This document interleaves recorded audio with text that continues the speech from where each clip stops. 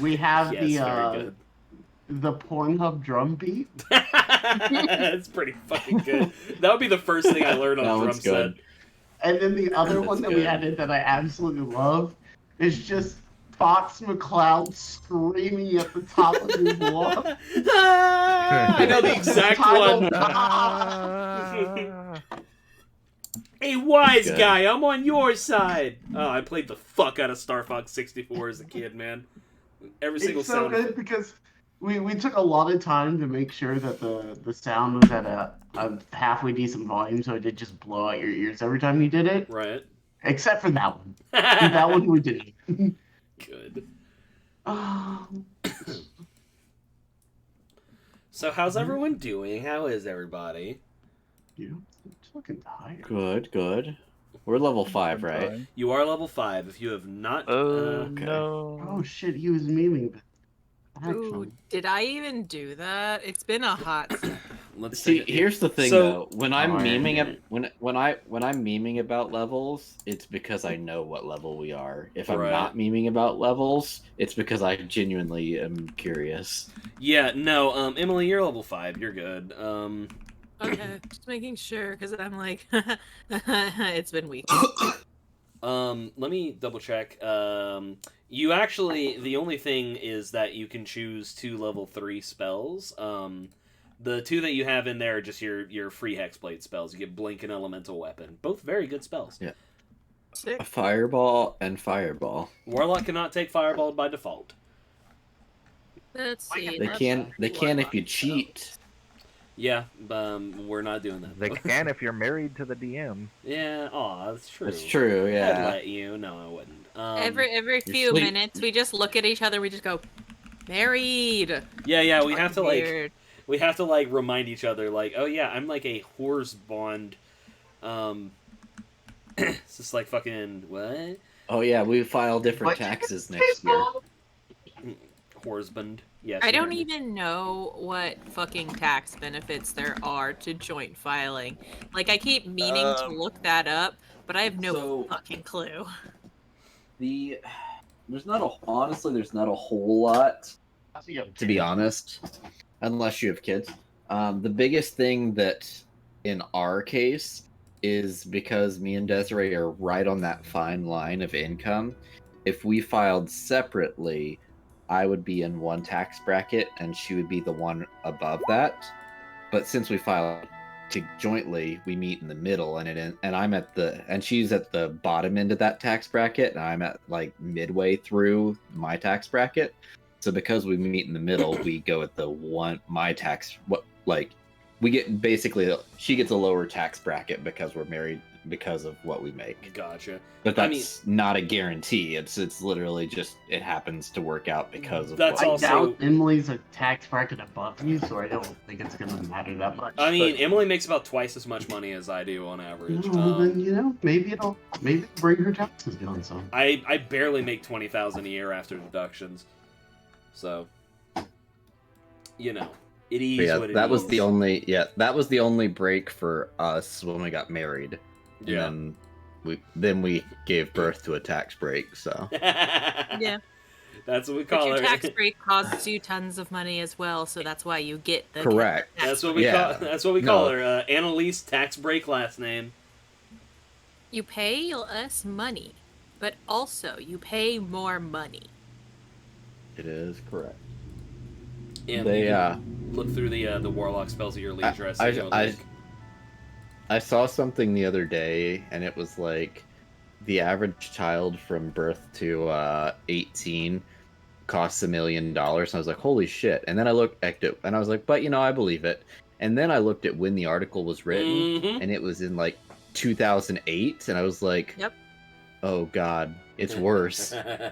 Now, granted, they did that at my school at one time. We have chapel every single day because it was a religious school, and for some reason, one of the chapels they decided to tell us how much it on average costs to raise a child from 0 to 18, and I'm just like, thanks. You let me know truly how much of a financial burden I am. This is also discussing. Jesus Christ. Everyone good? Sorry, I knocked shit over. Oh, you're good. I was trying to adjust my chair, and I ended up knocking, like, I have, like, 4 suitcases and my saxophone over. Right. Also, to be fair, like, just in general, fucking... That might be the average cost. Now, what is the mean cost? Yeah, You know what I mean? yeah, that's fair. Yeah, because But, like I went to private school, so I costed a little bit more than average. Right. Fair. But yeah, no, the fear of hell won't keep you all from fucking, so maybe financial distress will. I feel like that has to be the angle they're working, right? It's like a celibacy thing. My school didn't talk that much about celibacy. Really? Because we were a more liberal religious school. So while it was brought up and we did have to be taught abstinence, they also were under no illusions that the people in this school were celibate. The teachers knew. They didn't care. A kid named Zach, he put his truck in to get fixed, and he took the condoms out of his glove box and put them in his backpack, and his backpack spilled open in the middle of English class, and she said, "Put it in a zip pocket next time." She didn't want to lecture him about that because he's being safe. I was being stupid by leaving it in his car, but whatever, that's a different thing. Yeah, that's really bad for them, but you know. Remember, they're talking Catholic, so you know they want them to be banging. Well, they're We are not. My school wasn't No. Catholic. The Catholic They don't schools in the wanna- area were a lot rougher. yeah. No, They well, don't it's want a- them to be Catholic schools- banging. They The don't want Catholic them to be schools banging. they would fire a teacher for morality reasons. Like there was a school in my area where a dude was fired because he got his girlfriend pregnant, but on purpose. But they weren't married, and they're like, "You weren't married and you had a child with this woman." And it's just like, yeah, you're allowed No, to the do that, What's but the not in plan? Catholic school. Yeah, the Catholic Church don't want you to be banging. The Catholic wants you to be procreating. Yeah, same Um, difference, right? That's it. That's why they don't care about. No, it is not. No, Fun they fact. don't want you to have it for fun. It's not fun. Yeah, no. Or baby. Because right now we're in that dumb family planning course, like natural family planning course, so we can get our marriage blessed by the Catholic Church. And where Desiree is literally had a baby, and then she's been nursing, which is also like a natural contraceptive. It's she hasn't had her period in like a year and a half. And so part of this natural family planning is to be able to trace like your cycle, and since that's a thing, it's not really possible. So they're like, well, since technically you're not pregnant, you could either be like the most fertile you've ever been or not fertile at all. So best practice is just to not have sex. Yeah, if you're not actively suffering at all points in time, the Catholic Church is not happy with you. Well, like the big thing with natural family planning is that they want you to have sex to have kids, but they also don't want you to just go without entirely and not have kids unless you're devoting your life to God, in which case you have to. But like, yeah, they really, really want you to have kids, but like only once you're married. If you are not married, they're gonna look at you like, not like that. Speaking of Catholicism, who wants to play Dungeons and Dragons? Well, I mean, I'm always down for some punishment. So, Oh man, speaking of things that exist in both Dungeons and Oh, Dragons boy. and the real world, I just remembered this from this one statement Tyler said. There is a priest that lives not much more than a block from our house who was certified by the Vatican for exorcisms. Nice. Good. yeah. What does the Catholic Church have to do with exercising? I can exercise you. You can be my physicist. Missy, you cannot climb on the desk, Missy. Do it. Cause chaos. That Do is it. where Break the the rules. expensive Fuck magic shit up. cards are. Fuck shit up. Knock Yeah, the all tower 3 of them. over. Isaac? Hi, Moo. All right. She was so angry at me today when I went to work. Let me tell you. Because she woke me up at 5 a.m. to go outside. And then I was leaving, and she was there, and she's like, "Hey, we're gonna hang out now, right?" And I was like, "It's work time. You chose a bad time for this." And she proceeded to try to commit tax fraud. So Wow. It is. It is that day. It is Yoshi's favorite day of the year. yeah, Oh yeah. So let me get a little something here. I gotta take a look at. There's like 3 different tables I have to look at here. Okay. Who's gonna do it? Who's gonna do it today? For reasons, Isaac, can you roll me a D100, please? I can. A D6. 34. Okay, I'll keep that in mind. So Do we just win if we get 69? yes. So it has been a hot fucking minute. It's been, I want to say, like a month and a half since we've played Dungeon of the Mad Mage. So, just as a brief recap, oh, what am I doing? Fucking. As all of you are like recuperating from getting out of the portal and surviving your narrow encounter with the lower levels of the Undermountain, you hear a voice ring out throughout the entire hallways, and it's like, "Wasn't that fun? For all of you who have been watching at home, our heroes had a fun little encounter with the depths below. They so foolishly decided to activate one of my many portals, and they found themselves face to face with my dear old apprentice Morale. But lo and behold, they managed to not only survive, but cause a good little bit of chaos on their way out. Speaking of which, oh, we need to take a look at our 5 here, don't we? Let's see, we've got our very interesting little characters, but where are my manners, of course? We have to keep the lights on here in the Undermountain, so a quick word from our sponsors. This episode is brought to you by Nobody. If you'd like to occupy this advertisement space, direct your sending spell to 1014-7918 DIV 2041E. Now, Write that down. Write that down. So he begins like kind of rambling a little bit, and how should I say? Let's bring you guys over here. Well, we'll let them tunnel their way out of this little kerfluffle, won't we? They may have survived the depths, but the first level of the Undermountain is no slouch. Oh no, don't be mistaken. They'll have to fight tooth and nail to get back to their precious buckets. Oh, and they're already wounded and hurt as it is. How awful. I wonder if they can make it out. And then the voice kind of fades. you guys hear that? Is that just me? It was vocal, it wasn't in your head. Sorry, I should have clarified. Oh, so he's not saying it to us. It was resounding throughout the hallways, like over an intercom almost. Oh yeah, the Nerdghost is still gonna ask. He's gonna be like, "You guys hear that? That wasn't just for me, right?" He's not just messing with me. Well, after No, that, I think he's it's messing all with in your all of head. us. I think that's all in your head, man. I didn't hear anything. Gaslighting the session. Ashling.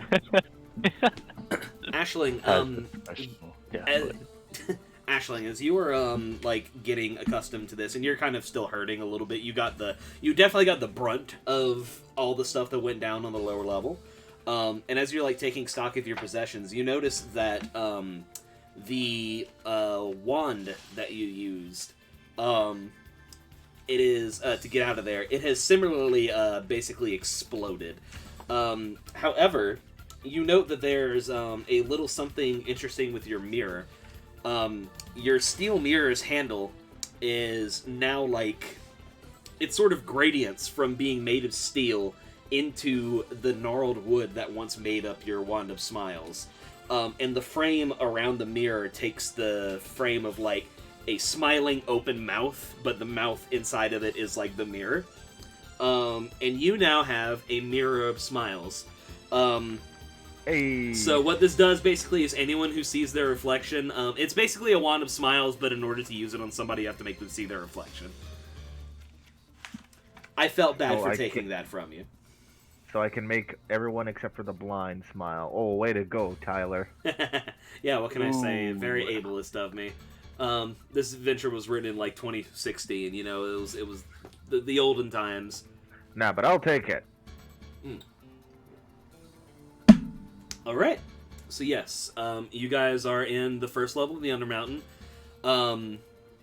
It has been a little while since you guys have, been about. So if you need like information on anywhere that you're at, you can let me know. But as you can tell, this is a dead end that ends at this portal that just closed behind you guys. Adventure. Would we like to figure out how to rest somewhere? Oh yeah, Ashling is still like on the floor, back to the wall, just kind of panting, and she just gives a thumbs up. Yeah, it is.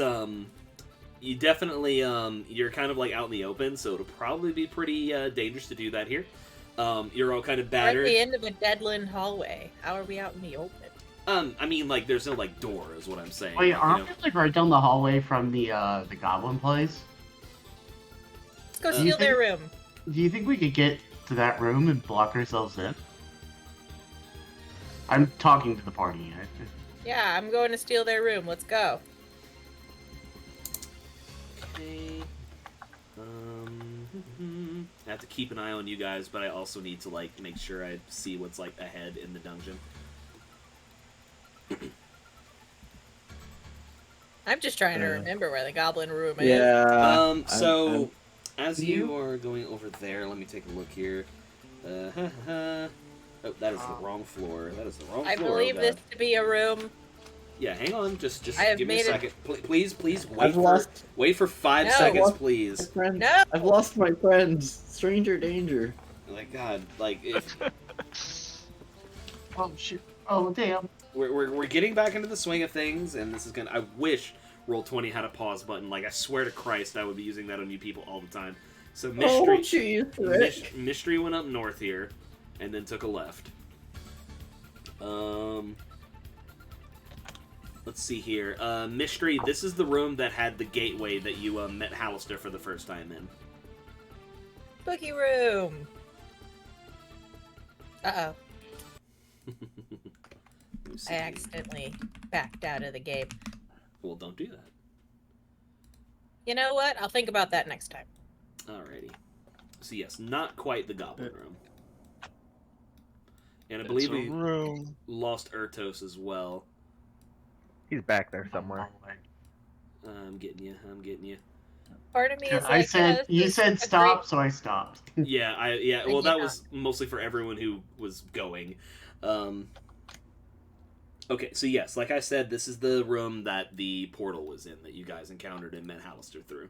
Wasn't the goblin room like kind of south of where we are now? I think Great. No, this was south of the goblin room. this was south of the goblin room. Emily is correct. Yeah, so we just keep going. We'll get to the goblin room, not that far from here. See, we went up this long, long hallway here. And then... Goblin room. I don't see. 1 second. So Where? Tyler, can you expand my light out to 20 feet from me because no, I cannot. I do still have light cast on my weapon. Oh, you do? Okay. Yeah. Where are you? Where are you? There you are. We're just going to kind of play like I always have it cast. 'cause Yeah, it's a cantrip. if you have the cantrip, then yes. So you said 20 Unless feet. you're dead. Yeah. Is it 20 feet and then like 10 feet bright light, or is it 40-20? 1 second. I also have light, so you might as well tweak mine if it isn't equivalent. 20-foot radius and for an okay, so I'm gonna give you 40 feet is what it is. Boop. And where is Ashling? Where is Ashling? Okay. Yep. I want light to matter because that is a thing about subterranean dungeon delving. Uh-huh. I don't know where we're at. You are cutting out like something awful, dog. So you're gonna want to go left over here. Jesus, okay. Look, let me put you over here. Next time, I'm gonna make brown streaks, which is definitely breadcrumb trail and not like a stream of diarrhea. Hitting himself.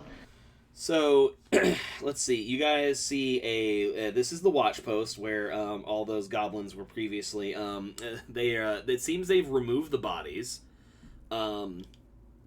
leaving behind mostly a an empty watch post. There's a couple of like really filthy mattress, like sleeping rugs in there, and you would be able to close the door on both ends. I know there's no door here, but we can say that you can barricade it. Let's do that. Okay, so are you guys planning on long resting? Probably a short rest, right? I would imagine. Mm-hmm. Yeah, I don't have any health problems. You get your spell slots back on a short rest, but I don't know if you actually used any. I'm pretty sure I did. I'm reading that you have, well, you know what? It's because you leveled up and your spell slots moved up to 3, so it might have, like, fucked with things. For some reason, I have bracket 50 electrum pieces. I had bracket 100. Oh, yes, don't mind that. Don't mind that, that's for me. Well, then I'll put it back, because I definitely deleted it. Yeah. I was like, fuck this currency. Yeah, no, bracket 100, just trust me. Durden has 100.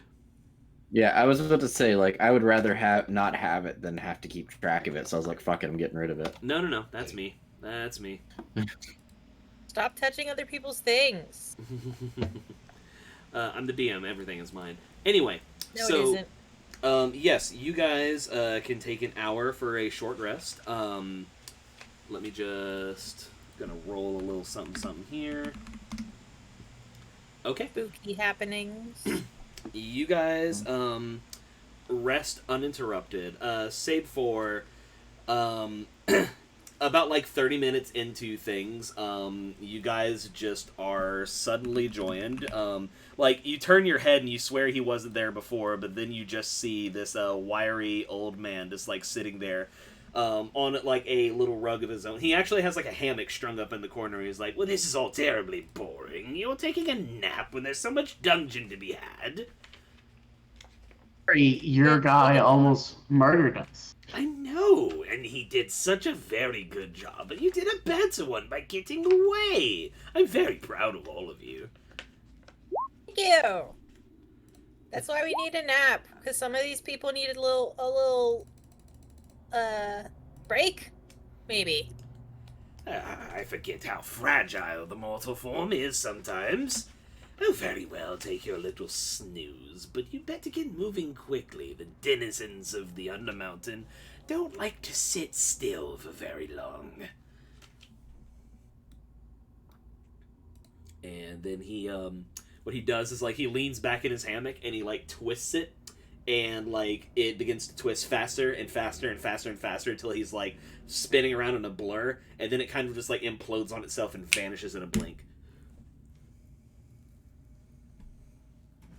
Neat. I hope he vanished with it and he didn't just find himself on the floor. Go fuck! No, he You just... hear a big meaty flop. In like another room, he just flings himself across time and space.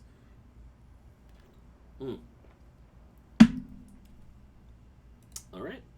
But if your short rest is concluded, yeah, like I said, you guys nothing wanders in on you guys. And it looks like things are relatively peaceful in this part of the first floor. Everybody feeling good enough to go? Heck yeah. Well, we went south, and that was crazy, so I guess it's time to go north. Mm-hmm. Here's the question. Are we trying to leave right now? Trying to continue on? I believe you guys mentioned wanting to head back up the portal, like, to kind of recuperate and figure shit out, before... I know some of us are kind of spent. I think we could stand to explore just a little more before we head back up. Okay. It's up to you guys. Just for, like... find a way down and then try to leave, or we could just leave and then stock up and find a way back down. It's up to y'all. I'm good. Full transparency, it's gonna be, like, next to impossible to take a long rest in the Undermountain. That's kind of the design of it, you know what I mean? Like, in out kind of deal. Plus, it's ooky spooky gross, yucky. And there's also just shit roaming the halls all the time. And that's why we all take Leomons. That or just Halisters, like, boom! Like, every 5 seconds whenever you're trying to long rest, you know? It's very aggravating. But alright. He pipes in Slipknot every time we try to rest. This is a little something I've been learning called Wonderwall. But we better not spend too much time out of the Undermountain, because either A, he'll forget about us, which is very sad, or B, he'll come visit us outside, which makes people angry. Oh, little mystery, I can never forget about you. Thank you! He likes me best. Anyway, let's head out if you want to. Nerds. I have concerns about that, but no, let's continue on. I remember this place. So yes, Go down here. you remember the hallway of mirrors, which you guys did find out the answer to, which is to cross it without emitting any light. Oh God. Which Oh, is why we're going this way instead, mystery. Well, but you can snuff your light and then walk through and then recast it. It's a cantrip, you know what I mean? Like. Yeah, but we haven't gone this way, so we might as well go this way.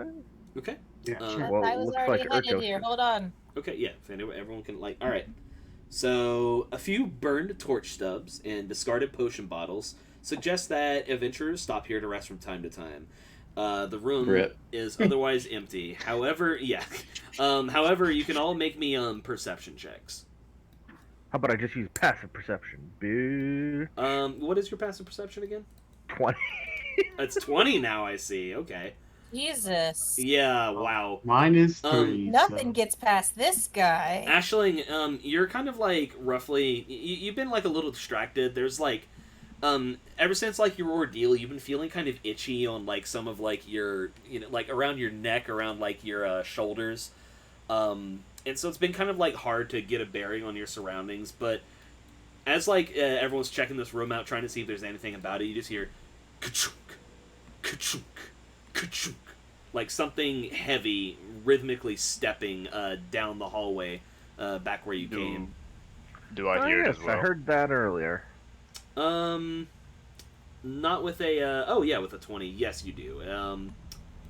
So yeah, Hasdrath and Ashling both hear this. I'm just gonna get my my hammer ready. Say, oh, that sounds like someone heavily armored coming, doesn't it? Sounds like what? Not necessarily coming to us, but I did hear that previously, so I'm sure it's something. Previously. Oh yes. You not to tell us now? Oh no, I believe I made mention of it at the time, but this was over a month ago when we played like. Yeah. You guys have been under a lot of Could have stress. absolutely said it. I just have no clue. Yeah. Like it's been very interesting since we've been in here. Yeah. It's not that much time at all. Okay. Do we just want to continue back then? Yeah. I wanted to go through the hallway of mirrors because like we figured that one out, but now there's a big scary thing potentially. So we'll see about that one when we get there. Oh, there it is. And as you guys round this corner, you see this large metallic figure looking like a large suit of plate armor, but standing at roughly 9-10 feet tall. Just like meandering its way down the hallway. And as you guys like cross this corner, you see its head just kind of like turn towards you, and then it points. And I will need all of you to roll initiative. Also, don't step into that hallway. If you guys have lights on, yes. Then why did it get mad at me when I walked through the hallway? I don't have lights, whatever. What was I gonna say? It didn't get mad at you, this thing, because of the mirror situation. It's just that the hallway is trapped to summon a shadow if you walk through with the light on. But I didn't. And this isn't a shadow. This is something separate. No, not this one. I mean the first time. A thing came out of the mirror and I smashed it. But I wasn't So- emitting light. Yeah, Yeah, one. Don't. Okay. How high is the ceiling? The ceiling is it is 20 feet high. Also, Emily, not every one of the mirrors does it. That's why you didn't walk in front of the mirrors that like activates the shadow thing. Okay, and do I think from where he's standing that he would be able to reach out and touch walls? Yeah, reasonably. He's got a pretty impressive wingspan. Okay. I has an idea, friends. Okay. All right. But I can't get to him. Well, first in the the turn order is Mystery. This large armor thing looks like it wants to start trucking towards y'all. You can do with that as you wish. I can't even see it yet. As he points it at Mystery, Mystery is gonna point back, and then run. I don't know how far he is away. We need to count this because my movement speed is 30. Okay, 65 for me. 70 feet away from you. She won't make it entirely, but she is going to run. I believe this was where 30 feet was, and have a hit ready for Thunderstruck for whenever he's within reach. Okay. Fair in action. Got it. Alrighty. Has it. Durden. Alright, I'm gonna move up to here, and I am going to prepare a spell for when he, well, actually, let me make sure if it's touch or not. Oh no, it's 60 feet, I can cast it from here. Okay. We's gonna cast Levitate on the boy. Interesting. So I need a con 16 saving throw. Okay. He fails. Barely. Alright, so I'm gonna have him levitate up, literally splitting. So he's got 5 feet above him and 5 feet below him, and he's just kind of dangling in there. Fuck, that's cool. Let me see something. Yeah, he doesn't have, like... Alright, dude. Sick. Yeah, so the Shield Guardian starts, like, levitating 5 feet off the air and, starts, like, angrily kind of kicking and swiping a little bit. But besides that, can you link levitate for me just so I can read the text out? Thank you. All right. Is that your turn? Yeah. All right, Hasdrith. There's a hapless Shield Guardian levitating in the air. Could I hold my turn so I can figure out, because I have some new stuff and I'm looking at it and I'm seeing what it does. Yeah, sure. I'm realizing that the Shield Guardian probably weighs more than 500 pounds, but since I already okayed it, I think we're gonna say that the Shield Guardian is he looks a little. It looks like he's made out of scrap metal more than like fine iron and whatnot. Maybe he's like lighter than most Shield Guardians. He's not like new Shield Gardener. Mm-hmm. No. Alright, I am gonna move up here though, and then I'm going to hold my turn to figure out what some of this stuff does. Okay. Ashling. Well, since she literally can't even see the thing they're meant to be fighting, and she can't proceed down the corridor without summoning a bunch of angry shadows, she's gonna hang back. She's gonna pull out a drum and just start, like, you know, she'll play combat music for the party. We can give advantage from here. Look, it works. It's fun combat music. So it can only move by pushing or pulling against a fixed object or surface within reach. Interesting. I'm gonna say that for like the purposes of everything, that'll make it go like with it'll reduce its speed like a good little bit as it's trying to get towards you. He's not used to zero-G environment. Exactly. Yeah. So he's going to move at essentially like, you know, difficult terrain until he's like down. So he moved 5, 10, 15. And I'm not gonna let him dash now I doing can that. see him. We all just lay down. But that is all he can do. All Urtos. under it. I mean, it is an option. Drop and roll, boys. My turn. Yes. 1 second, let me look up the range for this spell.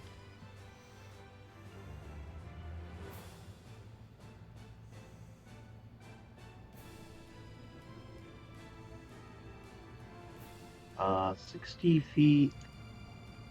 Is this what I want to be doing here? Is this going to have any effect? Things you love hearing. I mean, sometimes it's a crapshoot and you just throw it. Yeah, sure. We'll make a crapshoot here. I'm gonna cast Shatter on the guy. Interesting. Okay. Let's see. Creature takes 3d8. Blah blah. Creature made of inorganic. He has disadvantage on this because he is made out of inorganic material. Okay. So let's make him a. What was the spell save DC? Where is it? Where is it? Constitution save. Man, he is rolling like dog shit. Okay.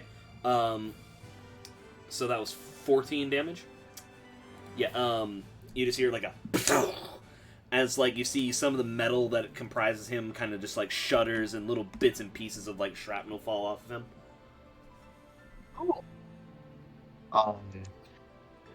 After that, very quickly, pull out my strumming a tune to go with Brandon's, and we'll give. You're breaking up real bad. Yeah, you need to turn like your sensitivity Jesus up something, man. Fucking Christ! What, you guys always complaining? Yeah, turn the robot. Yeah, Turn the robots off. Okay, let me turn it up. Can you hear me now? yes, very better? clearly. Okay. I'm gonna give this person advantage. Who is Not that? advantage, but you know. This is Hasdrith. yeah. Yeah, and I can Take use bardic my turn. inspiration. It's the good bardic inspiration too. I got you. Yep. Um, Are you ready to go? I think so. I've never. It's been a while since I've done anything with casting. If I was okay, so I think this is how. If I was to cast Moonbeam. You get Moonbeam as a as a Horizon Paladin, or a Watcher's think? Paladin? I don't know. It popped up on. I don't like. I don't, D&D Beyond like automatically. really. That's what. Yeah, because I stat out over on Roll 20 D&D and then Beyond you bring it on over here. manually. Yeah, and I just had Moonbeam, and I haven't messed with it. Right. Give me a second, because I know that like the reason why I'm curious is because fucking yeah, look at that, you get Moonbeam. I'll be damned. The reason why I was curious is because I knew Oath of the Ancients gets Moonbeam, and that's why I was like, what? Yeah. So I'm assuming you were casting Moonbeam on the things Yes. in Yes. general vicinity. Yeah. Okay. I'll just draw a nice little circle here. Boom. So when he enters for the first time on a turn or starts his turn there, it is engulfed in ghostly flames. So that's gonna take effect on his turn. All right. So yes, there's just like from the ceiling, there's just like this spiral of like silvery fire that like and, like starts burning him up a little bit as he's trying to struggle through to get towards you. All right. This is friendly fire, doesn't it? Moonbeam, yes. If you move into it, you will take damage. Okay. He cannot choose who it hits. That's what I thought, but I was just making sure. Yeah. That brings us. Good. It's just been a while since I've done anything with casting, really. No, That's you're why you're fine. You're good. I was just clarifying. Like this isn't a criticism. I was just clarifying so I knew what to do on my turn. Yeah. No, No. yeah. So what was I gonna say? Yeah. With that being done, yeah, that was fine. Make sure you deduct your spell slot, and it brings us to mystery. Mystery is gonna slow down to a stop upon seeing the thing hit the ceiling. And she is going to cast Eldritch Blast. That does hit. Let me. Oops. I'm on that same tool. We have a levitating dude and a beam of light. It's just Obi-Wan when he's captured. Eldritch Beam does force damage, right? It does. So with that, does it push? No, that's not what force damage does. No, unless it specifies that it pushes, it doesn't push. Right, and there is fucking fun. There is literally repelling blast, which adds a push effect to Eldritch Blast. So Emily, we just have any fucking fun. We just Falcon punch this dude. Emily, also welcome to level 5 Warlock. You get to shoot 2 Eldritch Blasts when you cast it now. Oh my god! So go ahead and shoot a second one. You have to actually. It's a separate attack. It's not like an extra cantrip dice. So let me see here. As you are, so you're getting used to your warlock abilities kind of advancing, and as you shoot one beam out and naturally aimed, another one unexpectedly bursts out of your hand, but it kind of goes wide. You're getting more used to just how this magic stuff is developing. Something you haven't had pretty much your whole life. Is that your turn? Mm-hmm. Durden. Floaty boy. Let us.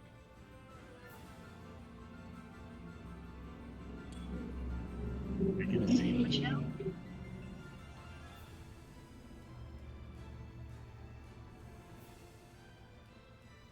I think I'm going to.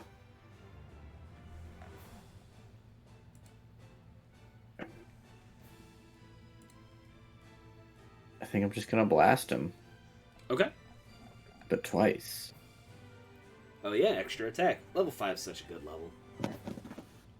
Let me look at something. I don't know if that's statted in right. Because I think...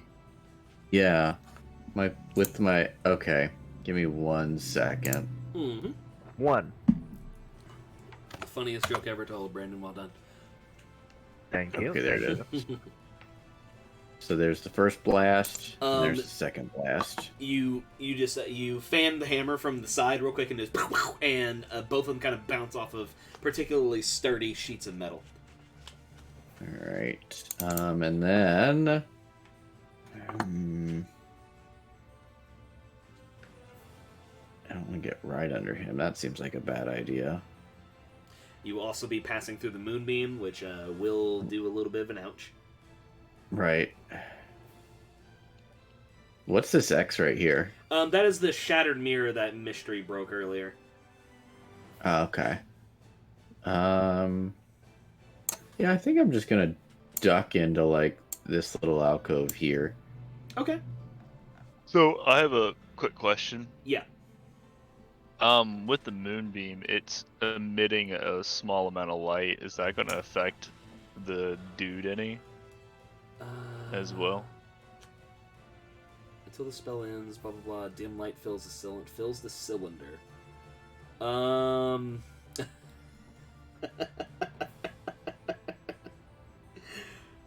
So, a moment after the moonbeam continues coalescing, you see a large shadow step out of the alcove on the side.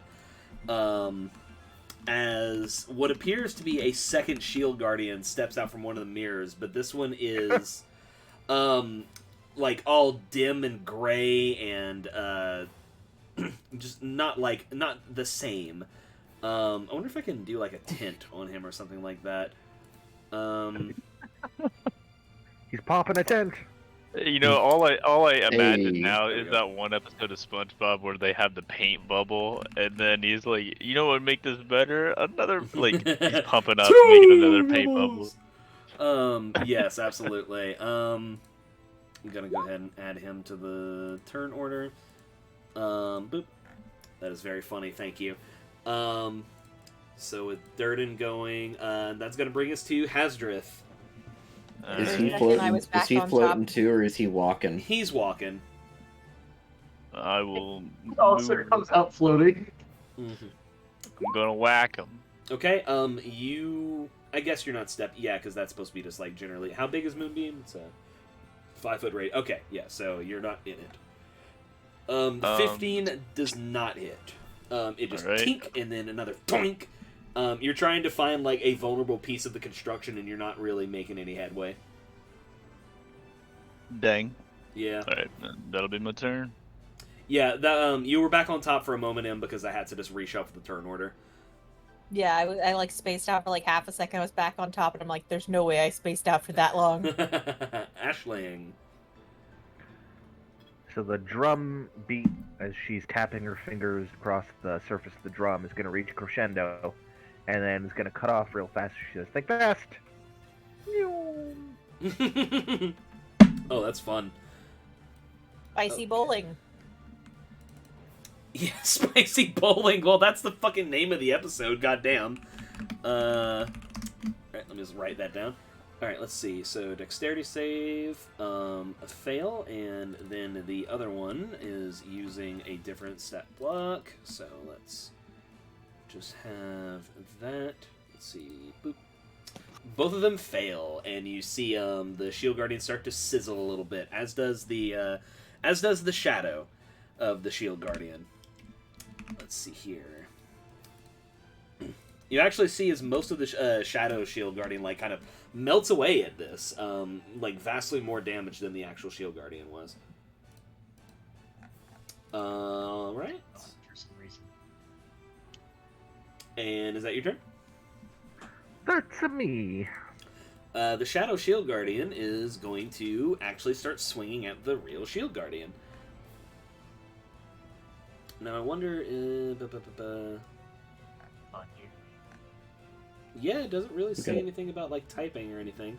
We got a Highlander situation. There can only be one. It's like trying to swing at the other Shield Guardian, but like the 0G situation is making it kind of hard to pin down. As the Shield Guardian begins its turn, how much does Moonbeam hit for? 2d10, I believe. 2d10 Yes. it does. It starts its turn there and is engulfed so it's gonna make that con save, and your is your save only DC 11? Okay. Yep. Alright, so it'll take half of 2d10. Please roll that for me. Alright, so 9. It'll take 4 radiant damage.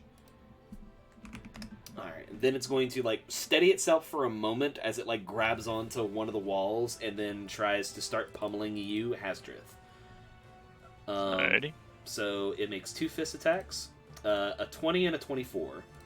They will both hit. For a total of 17 bludgeoning damage. Yeesh. As you're like trying to like get a couple hammer swings in, this thing grasps a hold of one of the alcoves, like the one of the jutted out parts of the wall, and just pop, pop, like right in the face. You're like not at all ready for it. As you're like in the heat of trying to make some swings, bringing us to Ertos.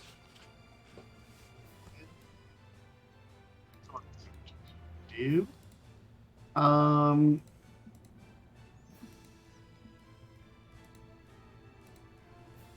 you know what? First of all, I'm out of spells for this slot. Secondly, where's this thing at now? It's still like way across the room, right? Yeah, you should be able to see it. Yeah, but the problem is I can't hit it.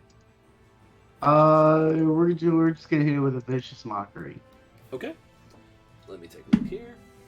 I really need to stop closing this thing's. That's my worst habit, DMing on Roll20, is closing stat blocks.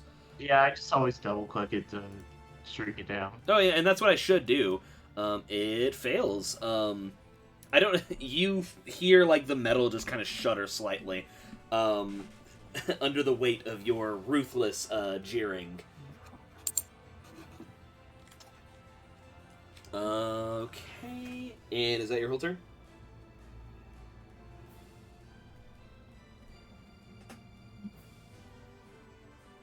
Josh? That's all, folks. All right. Mystery. All right.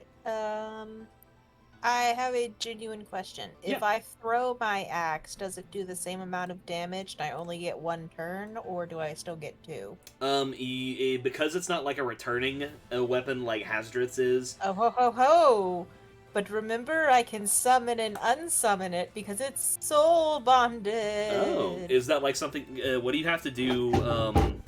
What do you have to do? Like, is that like a bonus action, or is it just you can do that? I could just do that. It's been a hot second since I've looked at this. Let me take a look. Hexblade, Hex Warrior, blah blah blah, blah blah blah. Pact of the Blade is the one that we want. You can use your action. So you have to use your action to do that. Unfortunately, I think they probably thought about that. As cool as it is. That is cool, yeah. Let's see here. I'm still gonna do it. Okay. It's just not. I'm just not gonna get a second hit in. Right. Yes. Create it appears whenever you create a thing, blah blah blah. You can use your action to create a packed weapon in your empty hand, blah blah blah. Yes. So yeah, go ahead and make a single. You can actually get up close to it and hit it without walking into the moonbeam. The circle only edges out into these spaces just because I drew a circle instead of a cube. So if you do want to hit it twice, you can walk up and do it, or you can throw it. I'm just letting you know for tactical purposes. Okay, well then I'll walk up because I thought it went out a lot further than it did. Nah. It's like a 5-foot radius, and Hasdrith could have put it to where it wouldn't have hit you. Both of those hit. Roll damage on both. Bam. Bam. Oh yeah. 15 and 19. That's a little more. Oh yeah, that's right. 15 and 19. And while it is distracted trying to swat at you, Hasdrith, you see Mystery roll up and find like a particularly weak section of like wood on one of the joints, and she just like takes to it like a lumberjack and just chop, chop, and you feel like the reverberations of thunder kind of reverberate throughout this thing's structure. Bringing us to Durden.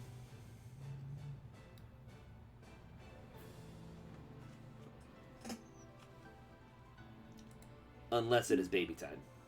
It might be baby time. Ho-ho. Secret baby time. I should probably have Facebook Messenger open during this.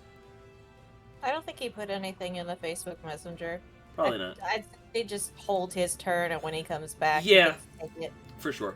Alright. Hasdrith. Alright, I'm swinging again.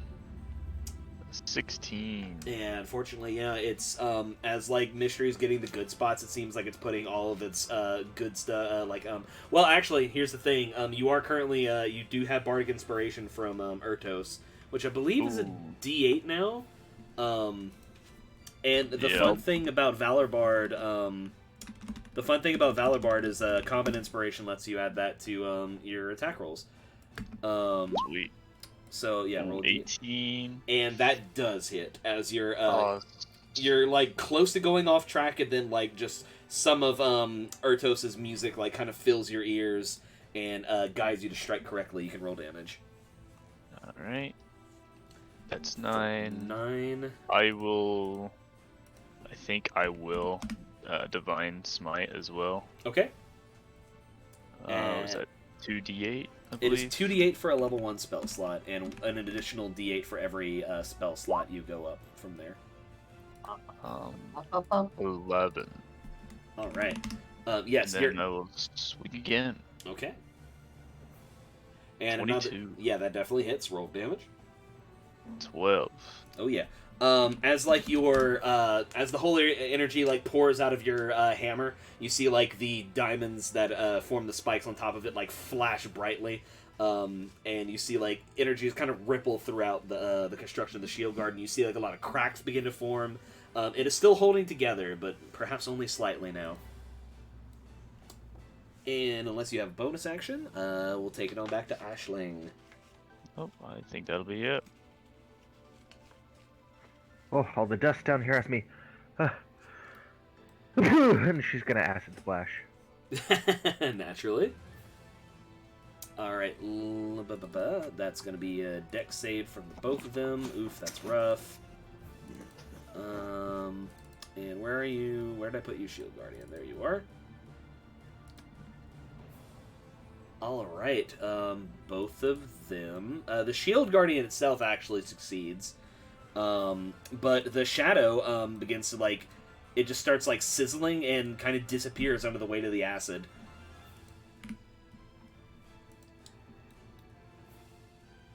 Okay, that's all I got. All right.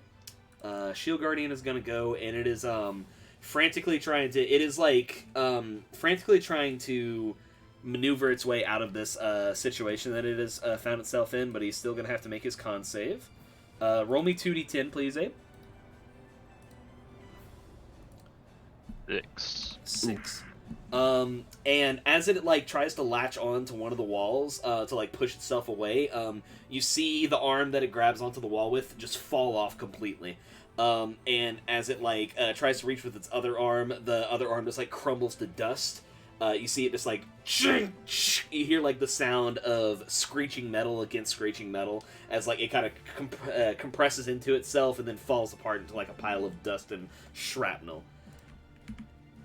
as the moonbeam continues to rage, leaving you with an empty hallway. Episode title: Rage of the Moonbeam. I'm still going with spicy bowling, but until otherwise it should be Rage Against the Beam. That's funny. That's funny. It is funny, thank you. I didn't want to admit it. Alright, so without any other delays, y'all want to head out? It's just this way. Yes. Ashling will decidedly Yeah. Or just go turn squash Get that here. light, and then go out the other side. Yep. As long as you walk through it without a light active, it is good. And you guys remember being here with the dead bugbears. Mystery seems to be forging on ahead. We have Isaac. Welcome Mystery. Back this way, Mystery. We were going to Why? explore a little more before we left. Unless you really want to go back. But I thought that y'all weren't going to explore. I thought we decided we were leaving and we were coming back later. I think we can afford to explore a little more before we head back. As long as we don't go through any more portals until we're good and ready. This place doesn't care if you're good and ready, my dude. Alrighty, so looking into this part of the floor, it looks like a pretty dingy hallway. Isaac, if you're talking, cannot hear you, dog. Oh no, so I was humming. Oh, okay, cool. Sorry, I was looking at the green thing and I was like, Sorry. "You're good, dude." I know you're on baby watch right now. It's all good. So there appears to be a door right there. Hasdrith, would you like to open it? Yes. Okay. Let me get rid of that wall there. So, this is room number 4. So let me get a description of this here. Where are you at? Where they at, though? So, an unadorned wooden armor stand rests in the middle of the room with a faintly glowing longsword stabbed in it. At the base of the stand lies the skeletal remains of a hand amid stains of dried blood. I can't tell you how tempted I am. Yeah, I'll pick it up. Well, So Hasdrith, you pick up the sword, and it appears to be a pretty nicely glowing sword. What do you do with it? I feel like I would test it out. You give it a You swing. just start swinging. Yeah, pretty much. You give it a swing, and it feels good. Feels pretty nicely balanced. The glow is like interesting. There's actually like a scabbard near it. I'll check it out too, I suppose. Okay, it's a pretty nicely designed scabbard. It appears to be made of like weaved leather, so like kind of like a basket weave kind of deal. can I get a description again of what was that with the dried blood? There was a skeletal hand near the sword that was lying in a puddles of old dried blood. It appears someone lost a battle here. You guys seemed a little afraid whenever I picked this up. Is just admiring some good craftsmanship. Can I tell if this is like dwarven, elven? Make a history check as you look at it.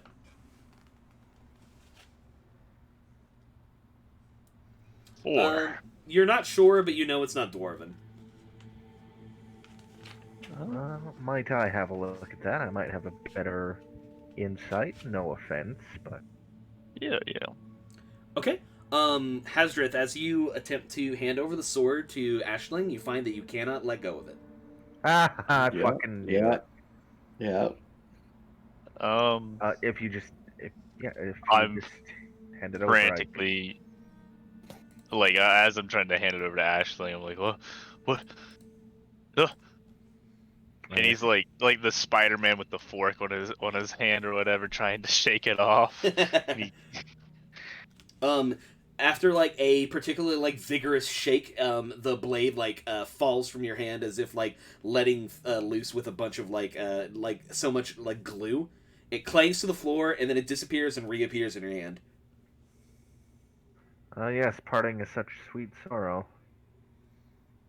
I'll take my hammer out, With and what hand?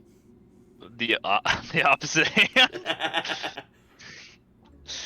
At this And then point, I'll try It's to not a throw. two-hander. I'll try to throw both. Okay. Can you throw it one-handed, your hammer? Or is it heavy, boy? No, the hammer's a war hammer. He's just been using it versatile. Oh. Yeah, it's Okay.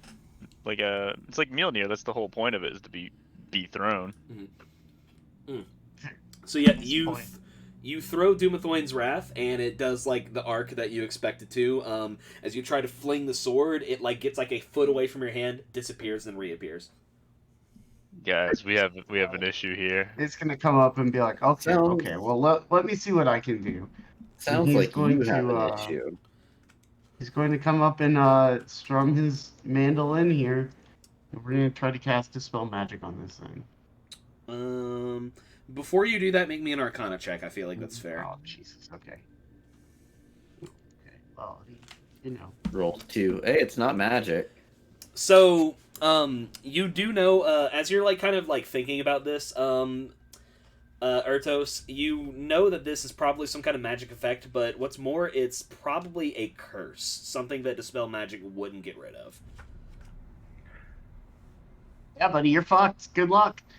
Yep. Well, I think we have a notion as to she's just kind of gonna gesture vaguely at the severed skeletal hand on the floor. Can you put it in the scabbard, my friend, or are you just walking around hostile at all times? I suppose I'll try to put it. Sleeping really tough. So you are able to put it in the scabbard, but you are still holding onto the hilt and can't let go of it. That's really funny, my dude. You're like that forever. Well, maybe That when sucks we to leave, be you you. can find somebody who can fix this for you. That may make privy matters a little more complicated and delicate. Oh, he's got another Yeah. hand. I mean, it would explain Hey, the skeleton hand on the floor in the first Who? place. I mean, I hear. anyway. I hear if you use your other hand, it feels like it's somebody else. So. I'll put my other hand on the sword. Okay, now he's an idiot. no. Hang on, let me read no. something. Let me read something. Oh no. Are you about to have just he's a lost use moron. of both of your hands? This is Go ahead and put a Hey, foot or bud. two on it too. Just go full Spider-Man. Like, you know, the book doesn't account for this. you outdumbed the book. You know what? No, you know what? Hasdrith, high or low? Pick one. I'll pick high. As you put your No. other hand on the sword hilt, you find that you cannot remove it. You're fucked, buddy. You absolute dunce, my friend. Why would you do that? And the scabbard's still on, so it's a sheath Not- sword all right. too, even at that. Like, you can't even hit Pix with it. Now, all right. So, guys, we are now going to have to leave because we have to go find somebody to fix our fucking friend. Friend is a strong word here. Was there anything in the corner over here, or anything else going on here? So, Ashling, you see in the wall over there appears to be two holes bored into the wall on the southern end here at a height of about 5 feet. And from this side, it is pretty evident that this appears to be a secret door. It's like the mechanics of it moving are very visible from this end. So it would likely lead you back into the hallway below. Let me see here. Oh yeah, it's a secret tunnel. Secret tunnel. guess I'm following. Yeah, you follow with the sword grasped in both hands. Fuck else Yeah, sheathed. come on, follow us with your seeing eye sword. Like, Oh. All right. So, all of you guys make it back to the to the base of the yawning portal. I believe I have a debt to collect on up there. You look up, and where the ordinary halo of light would be going back up to the yawning portal, there's just pitch blackness. It's just very confusing. And then the pitch blackness erupts into a face as you see Hallister looking down and he says, "Boo!" Okay, good one. Oh, yes, I know. You should have seen your face. All right. So, listen. Here's where old man Hallister pulls back the curtains a little bit. So, you were all so very entertaining here in your first little trek into the Undermountain. Did you have fun? I want to know. Did you have fun? I Just did a little almost. bit. I did almost die, but yeah, I mean, I made some change. I'm good. Was that the NFL theme?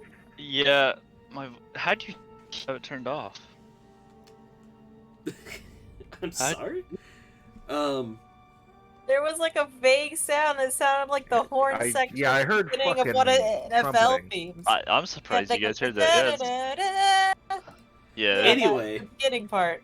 So, Hallister continues. He says, "You see, all of you are just the luckiest 5 to come down here in a while, because I, Hallister, the Lord of the Undermountain, and for all that entails, have decided that you 5 are the most interesting group to have come down here in quite some time. And so, I have picked you for my little game. That's right! Everyone watching there at home, behold our stars of this year's season of Dungeon of the Mad Mage," he says as he sways his arms out to the side. You hear just, like, clapping and, like, hooting and hollering in, like, a bunch of different languages. Just, like, this ethereal noise all around you. He says, "And to wit, I have been keeping track of your progress very, very closely." Again, he says this, and you see, like, an eyeball open on one of the shields that's on the wall, and then another eyeball, then another eyeball. And before you know it, there's, like, eyeballs opening up on the floor. Before there's, like, hundreds of eyeballs just on every surface blinking and looking at you guys. And he said, "And, you see, I have been very closely keeping track, more than just watching. That's right. I have been assigning you these little values. These little... we're keeping score, so to say. And I am delighted to say that most of you have impressed quite well, according to the most entertaining value of all, entertainment value. If we can go down the list here, tied for first place right now, with 100 points each, and let me just... Oh, Hasdrith, I need to go into your sheet and adjust that. We have Durden and Hasdrith. You see, Durden, I was initially not the biggest fan of yours. Brooding backstory, all that fun stuff. It's all very cliche. I mean, come on, renegade dark elf. We've all heard that a million times before, but... Oh, whenever you went into the lower levels, and you took the initiative in crashing that giant spider down while being chased, oh, it set my blood aflame, and I just could not resist but giving you the full 100. So congratulations, my friend. As it currently stands, you and one other are in the lead. And you hear just like clap, clap, clap, clap, clap. Durden, do you say anything? I just give a finger guns a... Actually, I don't know why I'm doing finger guns. I have real guns. I pull out my real gun. Hey. He does not. The audience starts to scream. No. Hasdrith. You know I had you. Hasdrith, I had you in the middle of the road before this. Stuffy cleric, but you had your moment when you found your legendary item. That's nice and fun for character development, I guess. But Oh, what I tell you. The sword, the old classic sword with a severed hand joke, and you fell for it hook, line, and sinker. I mean, come on, man. Second oldest trick in the book next to the cursed ring on the skeleton hand. I should have put a cursed ring on that thing. Oh, well, it's fine. But whenever you placed a... That's just gonna be like, hey, we wrote Gullible on the ceiling, too. Actually, Hallister hears you say that and says, if you have done that, I would have known about it. But it was really the second hand that pushed you over the edge there, Hasdrith, and so I am delighted to reward you with your full 100 points. Congratulations for being a co-lead as we currently stand.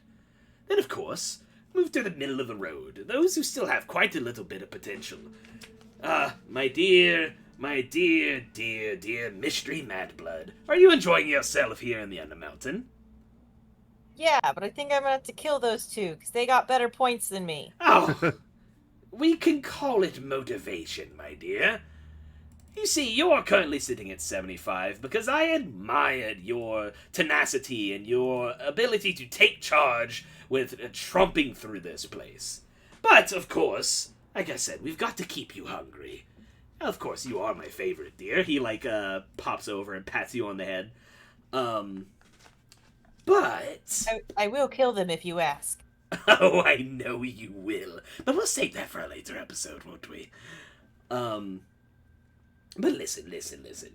Everything that you've done, fantastic, but we've got to keep you hungry.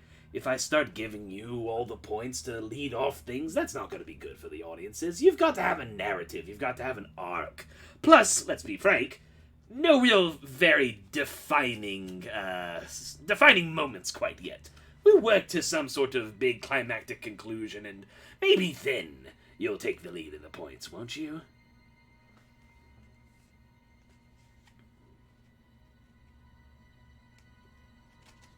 And he asks you that out. If you want to say anything back to him, it's up to you. I whispered. I think that my mic suppressed it. Oh, what do you say? I whispered, I'll murder them. He claps his hands, disappears, and reappears behind Ertos with a hand on your shoulder. And he says, "Boo!"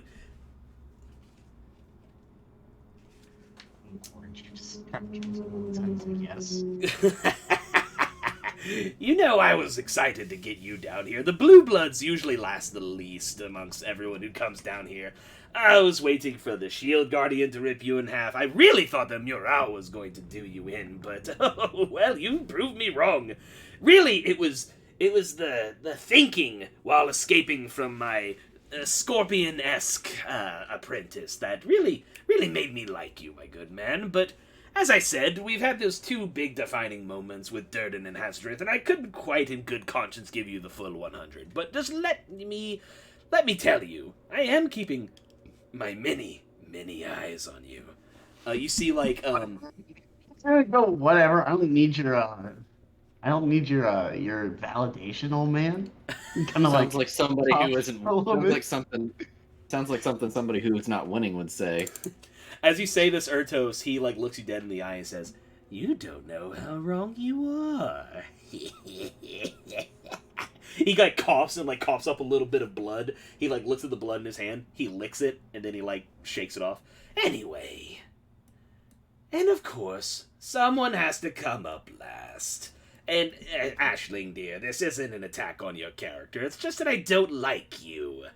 You see, there's been many voices here during your encounters here in the Dungeon of the Mad Mage.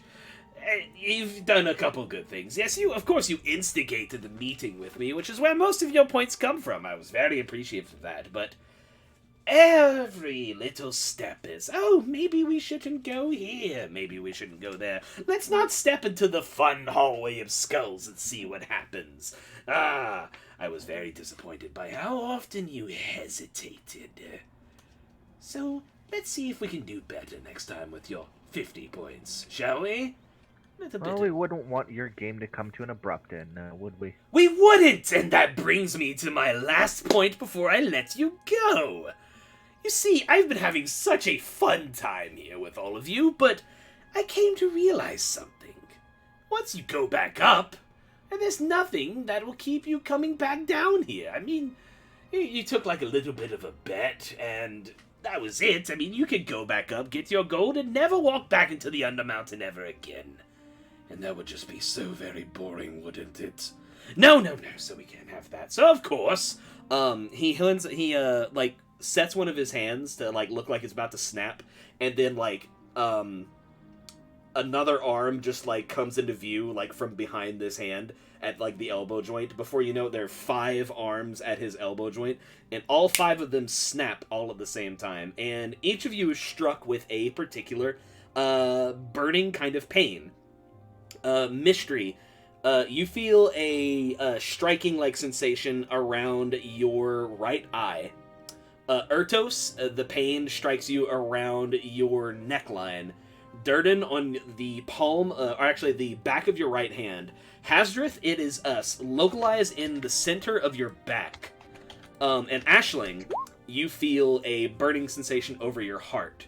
And as each of you, and as each of you look at, like, these general areas, you do see, like, a little font of, like, lightly glowing greenish fire erupting from these locations before it kind of calms down and the pain subsides. As each of you, like, takes a look at each other, you see, if you'll take a look at your tokens, you see a little rune that I placed at the bottom of each of them. This rune is now burned into the location that I described. So, Mystery, you now have the Elder Rune for Hallister on your right eye, just kind of over it. What was that? Dope. Sick. Right? Yes. Durden, there's now the Elder Rune of Hallister burned into the back of your right hand. Ashling, you can feel the Elder Rune of Hallister, like, over where your heart is. Well, this wouldn't be the first time I've woken with a strange tattoo somewhere. Ertos, you can feel, like, the burning, like, sensation around your neckline as you look at the Elder Rune, like, roughly where, like, a necklace would sit. And Hasdrith, you feel, like, the cauterization of, like, some scars on your back beneath your chainmail. And so Hallister... Say again? Tyler, did you know that you're recreating the plot of Yu-Gi-Oh! 5Ds? That's really funny. The 5D stands for 5 dragons, and they have 5 tattoos bestowed upon them by the dragons to summon a dragon that can travel through time. Well, as much as time-traveling dragon sounds really funny, Hallister says to, like, no one in particular. You're not sure where he's getting this, like, line from. You see, these little brands have a more practical application. You see, not only is it a token of my favor and an indication that you are my favored guest here on Dungeon of the Mad Mage, it also serves as a bit of an incentive. You see, you are allowed to come and go from the Undermountain as you please. By all means, take the bucket up and go along your merry way. Never come back, but you'll find, in about a week, there will be a little bit of discomfort, a little bit of slight longing. 2 weeks, a little bit of physical discomfort, perhaps.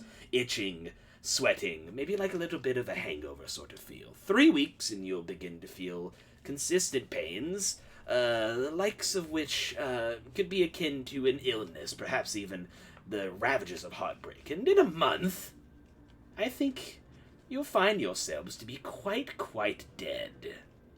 All unless you make regular trips back here to visit me here in the Undermountain.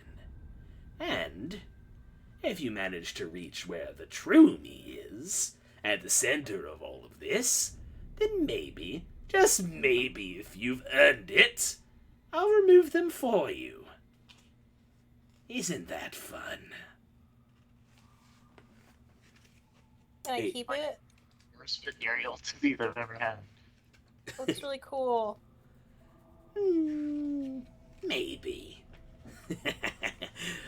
Something tells me that your career in the Undermountain might last a little longer than just a season of my hit show. I would ask if we could take you at your word, drop some sort of contract or the like, but I feel that might be a bit out of the question now, wouldn't it? I actually... Oh, sorry. Hallister says, I could actually have my Nothics whip up a contract if it'll make you feel better. We could put it to letter. You know how powerful contracts are, yes? He blinks one eye at a time. I think we'll do without. I actually have a proposal for you as well. Counter proposal. Please, by all means, make me laugh. No, and I'm not too fond of the city of Waterdeep, so I don't feel that I need that much time. For me, if you cut my times in half, 2 weeks, and I'm dead, but give me a safe spot on every floor for a rest. Ooh.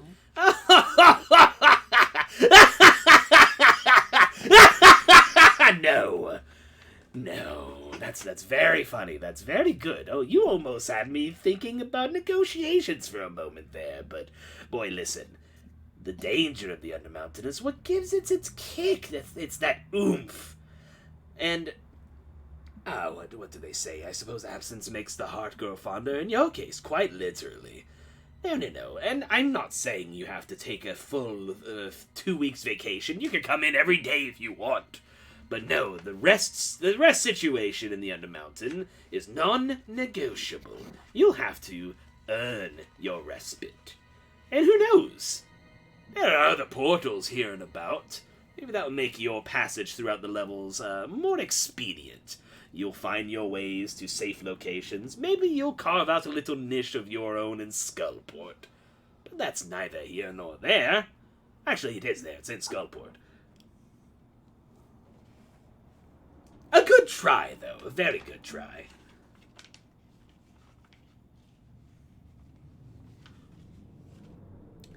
Anyone else have anything? Nah. I mean, Pew, we'll be pew. back for shoresies. I don't even really want to leave, but like, I guess so. You were gonna Hands say... are literally stuck to a sword, Mystery. We cannot Well, travel that's like not this. my problem. Now, is it?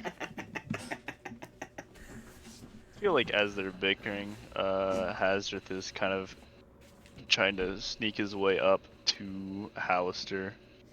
Okay. Oh, good luck. Make me a stealth check. Jesus. What would the stealth check have to be to sneak up on Hallister? Like 25, roughly. No. So, The 9. as you're like trying to just like kind of scooch over, you see an eyeball open up on his robe, and you just see him say, "Boo!" He's not looking at you. So I see the eye pop up or whatever. Yes. I will try to charge Hallister. Jesus. What could go wrong? I One mean, of us he grab does him? like it when you do Hey, that. you don't have to figure out a way to unglue the sword if you're dead. Yeah, it's true. You just roll a new character. Actually unglue on its Mystery own. just yells back. There's Hazard no way has to a kill mission. him down here. Hazard has a mission, and he's not thinking of the repercussions. He's Okay. Yeah, we can tell. for rock and stone, man. For rock and stone. Make me an attack with your great axe, just for like stat wise. Okay. 19. We gotta talk about the suicide mission. Hang on. Man, if he gets killed, he gets killed. You bonk It's Hallister true. with a sheathed blade, and he takes 1 point of damage, and he looks down at you and says, and then he casts Time Stop. Well, You hear, he claps his hands together, you hear the sound of, whenever Dio uses the world, and you find yourself in the same room, but in it's totally grayed out. Like dust particles are floating in the air, and you find yourself alone with Hallister. And you can still move, it appears, and he looks down at you. He kind of kneels to your height, and he says, "You want to know a little secret?"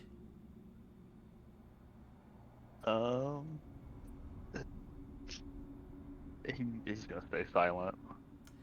I love adventurers like you.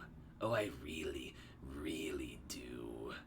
The ones that have a big drive to just discover something, like take something from my mountain as if it belongs to them, as if it has ever belonged to them. It's all so very entertaining. Oh, I wish you would have made me bleed. No one's made me bleed in centuries. No one except for me, of course. Yes, I find your bullheadedness very, very entertaining, Sir Silverheart. He walks around, he kind of like just pushes away some of the flecks of dust. I do hope that you find me, because I want to see what you can do whenever you are on more even footing with the Mad Mage. Whenever you can actually step to me and not do something, pathetic like that. It's very silly. And he says, of course, as executor of this little game that we have going on. Of course, I can't exactly let you go unpunished, but I'm curious, what do you think I should do for such a breach of etiquette? After all, you are a guest in my home, and here you are, just being so very rude to me. I feel like a little bit of something must be done. Hadrith kind of looks down as he's kind of thinking. It's kind of caught off guard with being asked like what his punishment should be. He doesn't look anywhere. We're time stopped. And Hasdrith is not time stopped. He's currently moving. That's true. Yeah. I forgot you teleported away from us.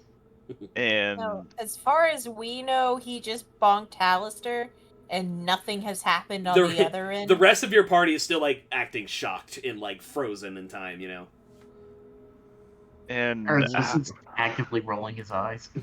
Wait, so are we time stopped and they're not, or are they Yes, time stopped the and only- doing stuff within the time? The only two people who are currently moving are Hallister and Hasdrith.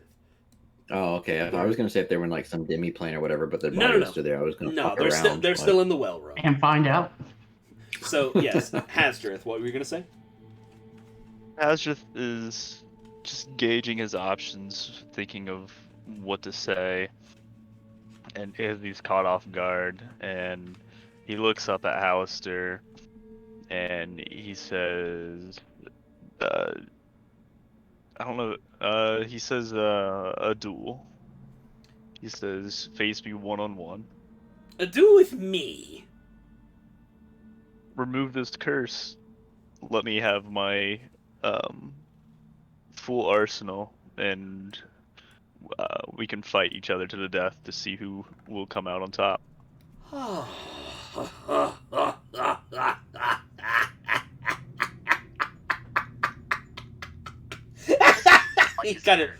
He like fucking just he just like laughs himself into like a choking fit. He's like, all right. You know, I was going to wait for you to say something that I could twist into a little bit of wordplay. Maybe like, you know, subtract something from your being, your very essence. I was going to take away some of your health, maybe. I don't know, but I have to say, you have managed to surprise me in a way that I haven't expected. And I do expect to be surprised at all times. You have earned your 100 points, Master Silverheart. Very, very entertaining of you. Alright. He taps you, and the sword falls from your hands as he casts Remove Curse on you. He says, there'll come a time, you'll know when. Whenever you least expect it, I will honor your challenge. And we'll make it fun. He claps his hands again, and time resumes for all of you, and Hallister is gone. My God, you killed him! You gain so many experience points, it's crazy. How much is Hallister worth? Holy shit, yeah, that's a lot. Anyway.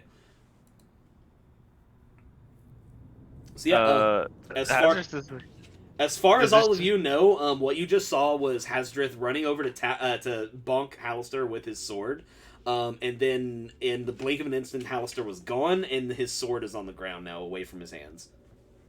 Well, that was stupid. Hey, you know, what did you expect? Hey, Hasdrith, hey, can you grab that sword for me?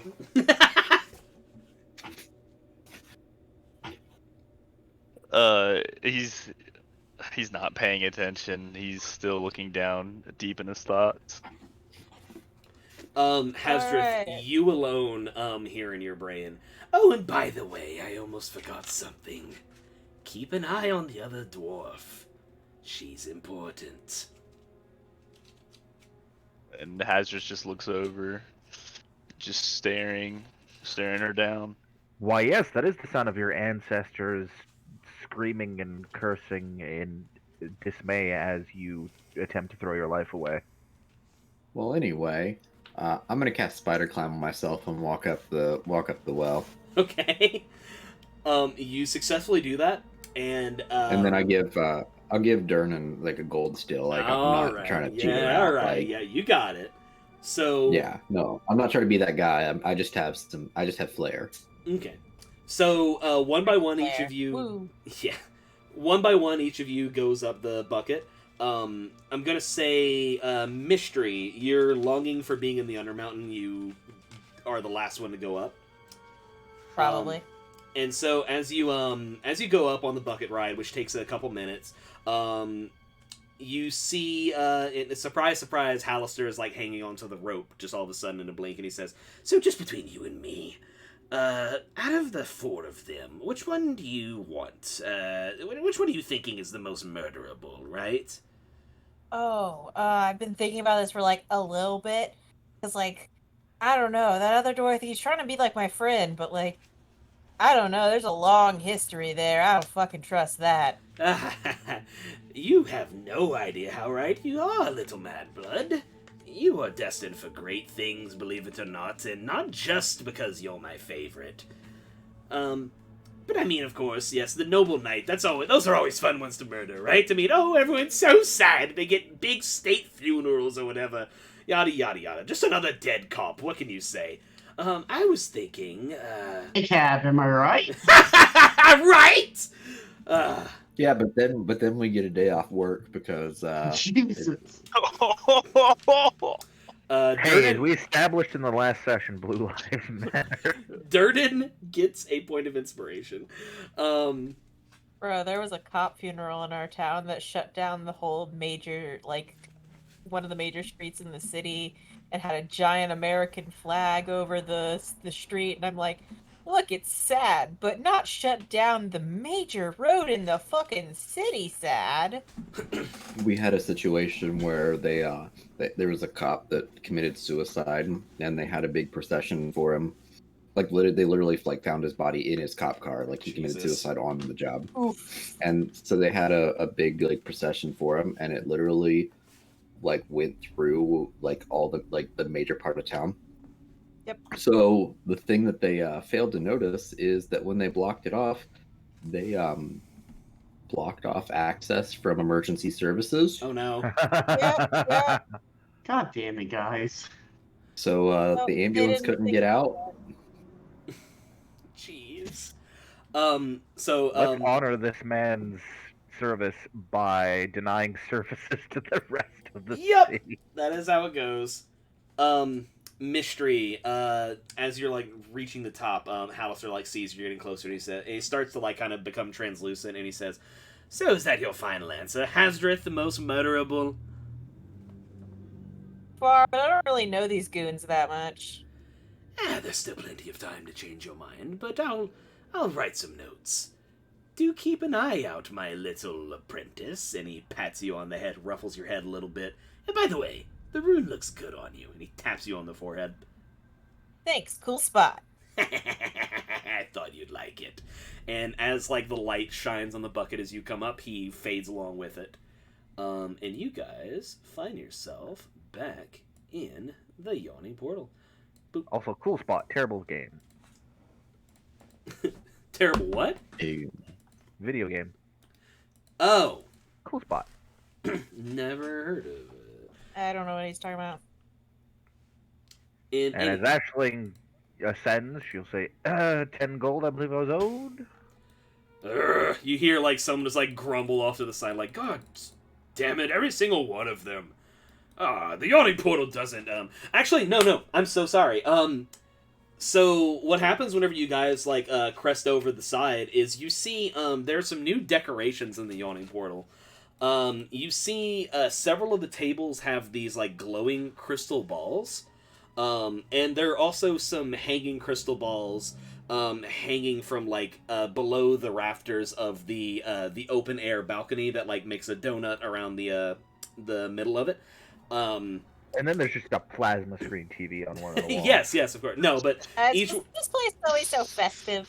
Each one of these crystal balls is showing an image of Mystery rising up from the bucket, and as she crests the side, it fades to a image of Hallister smiling that just says "Dungeon the Mad Mage."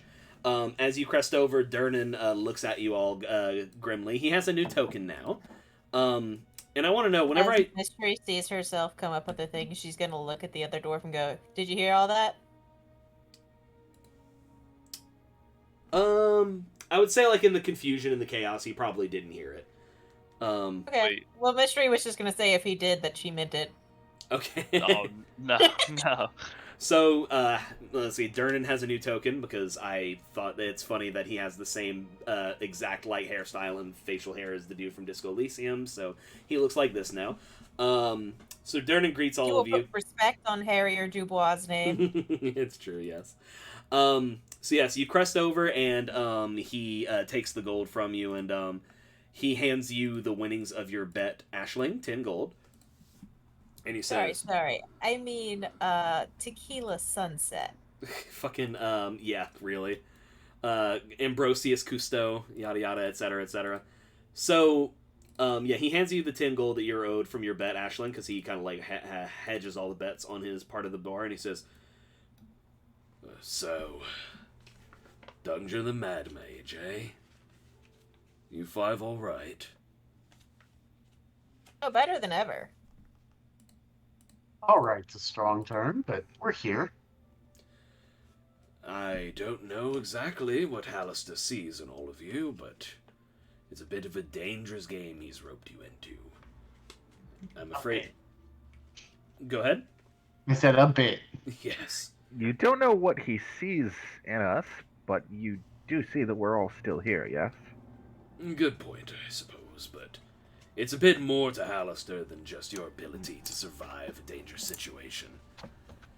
You have all been inflicted with a very powerful mark. He points to Mystery's eye where, yeah, really. He points to Mystery's eye where, the brand is over her eye now, and he says, "You will find that very, very difficult to remove. The strongest priest in the city will not be able to help you. I'm afraid you're roped into this." So... I expected no less. But on the bright side, he says, and he looks at you guys and he says, "I think we can come to a bit of an agreement. Seeing as you are forever bound to the Undermountain now, I believe that for the 5 of you, as stars of the new season," he looks around at all the crystal balls and kind of rolls his eyes, "we can waive the travel fees for the portal for now." Great, because I have a feeling it's gonna get expensive. Quite gracious of you to waive the fees for our survival. Well, it's not entirely out of altruism. The show is great for drink sales whenever it's on. So, you are all about to become very, very popular very, very quickly. I suggest you take to that news and be careful with it. There will be many who seek some sort of agenda that they cannot pursue themselves in the Undermountain. Just be wary of who speaks to you. More people bothering me. Of course, we'll have to talk terms about, our contract that we've entered into with you, with us providing entertainment for your tavern. sticking our lives on it and whatnot, and you profiting off of it. The terms of the contract are, if you don't go into the Undermountain, you'll die.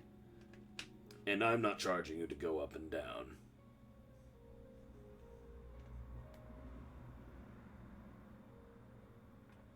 Crosses his arms, looks at you. That's true. That is definitely a life tax. So, Abe, you were gonna say something? I was just saying, like, that was the most American thing. Like, if he did charge, Yeah. like, oh, like, no, the most Yeah. American thing is charging more once he finds out. No, Durnan is a stoic asshole, but he's not that much of a stoic asshole. Not a capitalist pig. Speaking of people bothering you, these four have been asking me, when is Ertos coming up? When is Ertos coming up? Ertos, you see a table off to the right with four individuals who you recognize immediately.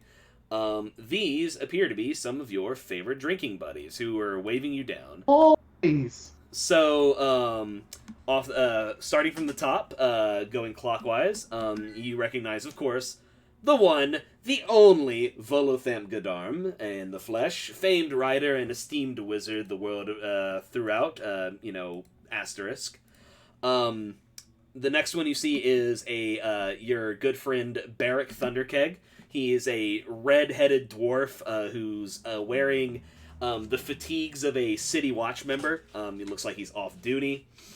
The next one being Delight, tiefling woman with with like long white hair with like those I don't know what you call those bangs, but the bangs that are like really nicely cropped over her forehead. It looks like she's not bangs. Yeah, she's not dressed for work.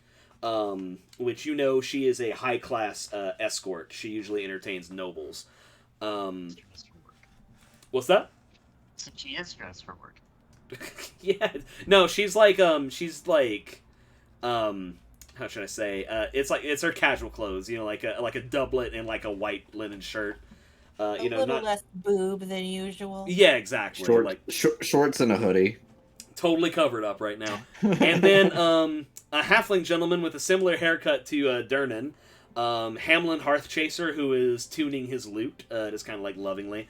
But they all wave you over to their table. Oh, my friends!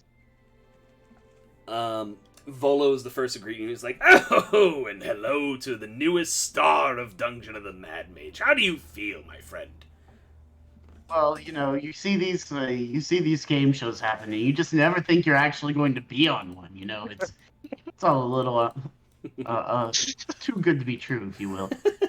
Quite right. You tried out with so many of them, and they all turned you down for being too recognizable. I tried out for God, what is it? Family feudalism. Yeah, Love Islet. What's the one with the the dinosaur racing? The Flavor of Love. Yeah. No. Tequila. Yeah. He's like, I've tried out for so many and never made it, and now here I am. It's about time, honestly. Yeah, I'm glad that you're looking up. We haven't had a good season of Dungeon of the Mad Mage in over 30 years, so it's good to see that a good pal of mine is front and center stage. I think you are going to impress the city something wonderful. And those crystal balls have appeared all over the city, all at once, in little coffee shops and libraries. Anywhere that they could pop up, it seems they have. So, in a way, the entire city's eyes are going to be on you. Good to know. He's just kind of like, in the back of his head, he's like, oh, great, I'll be hearing from Mother soon. And just for posterity, of course, do you have, like, a statement for... And he, like, holds up his notepad with, like, a little quill. Yeah, he's gonna be like, honestly, I'm happy to be here. I'm happy to compete. We'll see how this goes. Just want to say thank you. Go ahead. The other competitors are strong. I think I'm a little bit stronger, but anything can happen out there any day of the week. Yeah, they had us on the first floor. Not gonna lie. Anyway, as you're like telling Volo this, Barrick here, the dwarf, says, "Hey, what about your friends over there? They coming to join us? Is the party getting a little bigger?" Oh yeah, and he'll wave over everybody and goes, I'm sure we have plenty to tell you about over drinks, of course. If you're willing. Why not? It's been how can I say that? Star Song money is really good, and my wife is quite generous. She knows about the wash. She knows about the wash. Fuck, I can't get that voice. She knows the wash salary isn't quite enough to pay for the house, so a little running around money. Why not? Why not? Stops dragon. That's pretty good. Holy shit. So Barrick stands up on his chair and he shouts over to the other four of you. Hey, if you want some free drinks, now's the time. Old Man Thunderkeg is feeling a little feisty, a little generous. I will take one. That's the wrong token for him.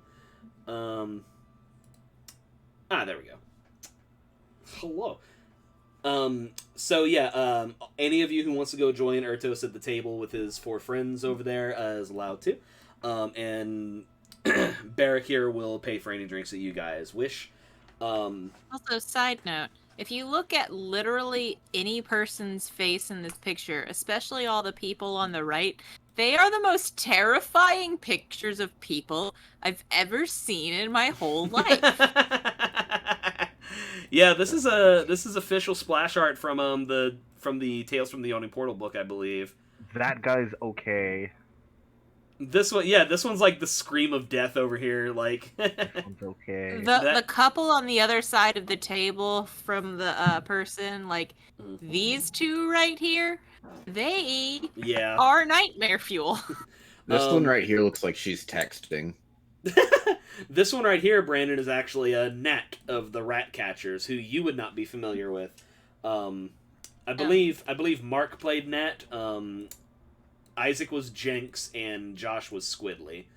The dude. I was Jinx when I played. And I was Squidly, yeah. The party of Ertos' friends seat you guys down if you are into it. All right. Before I do sit down, like I'll take a seat last, but I'm definitely gonna take a lap, and I'm offering out like autographs and such. Like I'm hamming it up. People fucking absolutely go for it. They like want you to, like, sir, can you sign my breastplate, sir? And he does like the thing where he like puffs his chest out a little bit. I oblige. Literally any autographs are fair game. Oh, thank you, sir, and hopefully you make it long enough down there to where this will be worth a lot of money when you die. Well, I'm make sure going all the way, baby. Yeah. Time in hands. I want to thank whatever deity you all worship. Without him, we wouldn't be here today. I just like to think Lathander. I mean, because through him, all things are possible. Like, I mean, really kind of just the sun. But, like, the sun's kind of important for a lot of shit. Anyway. And so, yes, you guys take a seat.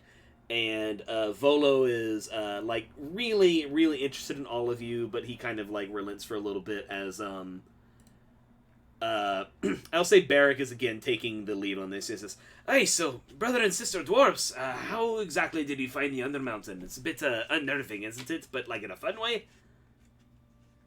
I was sent on a quest to retake the Undermountain and to destroy Alistair. Quest is a loose word. Yeah, Death wish is more accurate.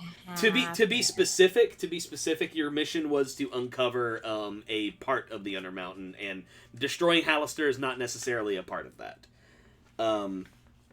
We need to talk about your wanton death wish and how it's really going to end with all of us in the ground. Well, You see, I know Not unless that we turn on him. Let's I go. Next, before we Okay, go save down it next for the time, Undermount, can you please. can you revise your will and just like maybe change a couple dirt?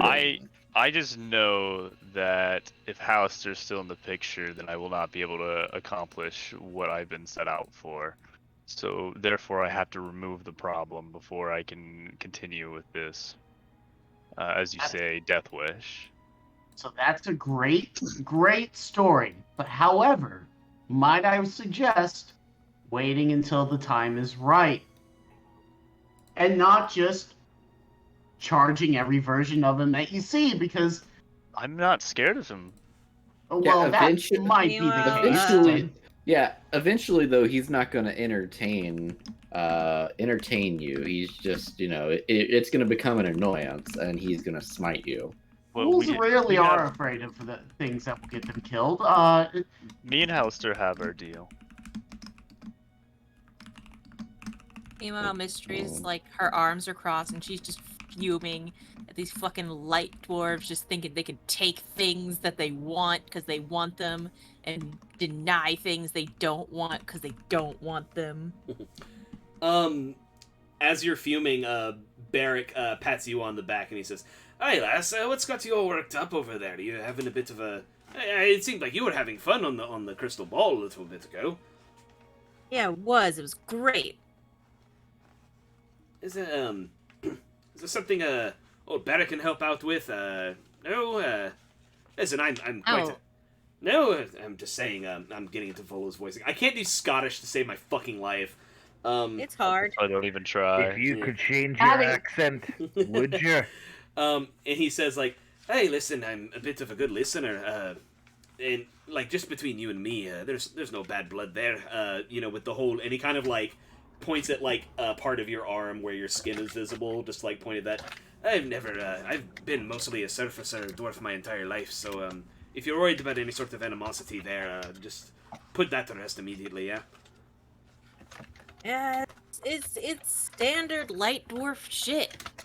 They don't just let live and let live. They don't. It's a thing. It's a fucking thing. Mountain dwarves, they're all quite very set in their traditions, but it's a life that they know, I wouldn't put it too hard on him. I mean, what he's going after isn't necessarily anything of yours, right? Yeah. I like you, little miss. I like you. I'll introduce you to the wife one day. She'll find you very entertaining. Tyler, I think I think Protoss is gonna look at Volo and be like, "Volo, you've been around for your share of these. Yes, you've seen plenty of them. You probably have some idea of what we're in store for. Care to maybe not necessarily give some things away, but maybe just talk about some things you've seen in the past?" He kind of sweats whenever you ask him that. And he says, "Oh, I'd hate to spoil any of the surprise for anyone who's tuning in. I mean, as a spinner of tales, make me an insight check." Okay, 1 sec. Insight. Also, I realized that we're It's trying to play this like a why? reality TV show, but it's coming off a lot like the Hunger Games. No, that's why I have to get like a bit of like it cuts to Can my friends give an insight check as well, because they're sitting... One of you can, not Mystery and not Mystery because she's care. yeah either Aisling, get in here. Yeah, Aisling, you can make an insight check. Why not? I feel like Volo is to your interest. There we go. All right.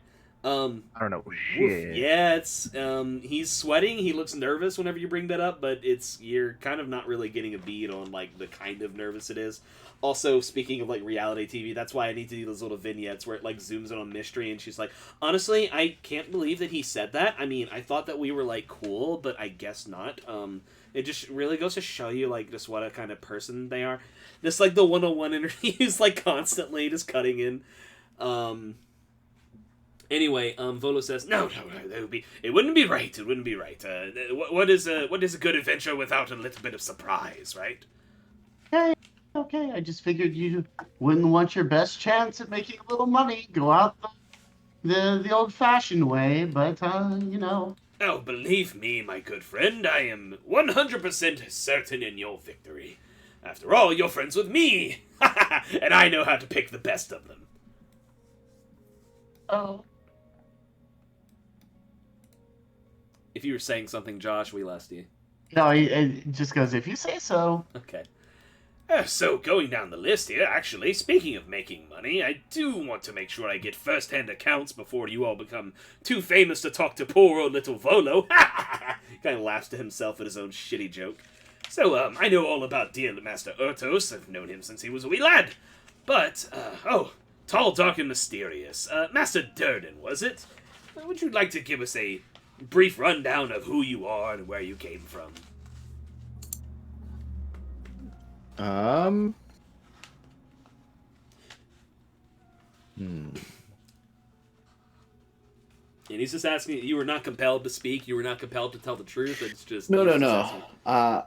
Isaac is thinking what he would say, because Isaac is debating if Durden would be so cavalier with information. Right. With, certain names that might get him on a shit list. Make me a history check related to Volo in particular. You can make this an advantage. You've spent time in Waterdeep before.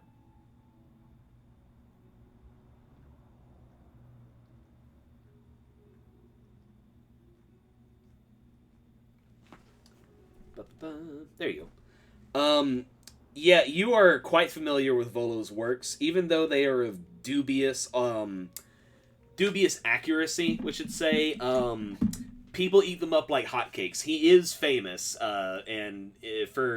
he is famous because his books sell a lot, and people just gobble them right up. And anything you tell him has a solid chance of not only being excessively, not so much doctored, but embellished, but also being printed and sold in every corner in Waterdeep.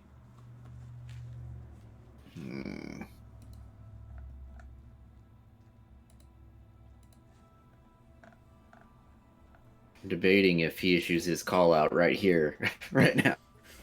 I don't think he does. I don't think he does. I think he just says, I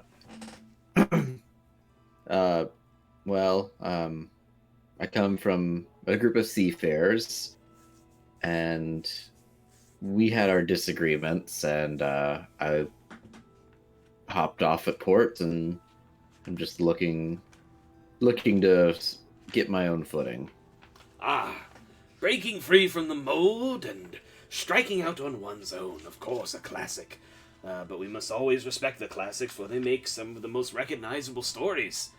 It's very good, Master Durden, and your command of the arcane, but not so much the arcane, so much as these strange machines. Where does that come from? Is that a skill you learned during your seafaring? Yes, I was the...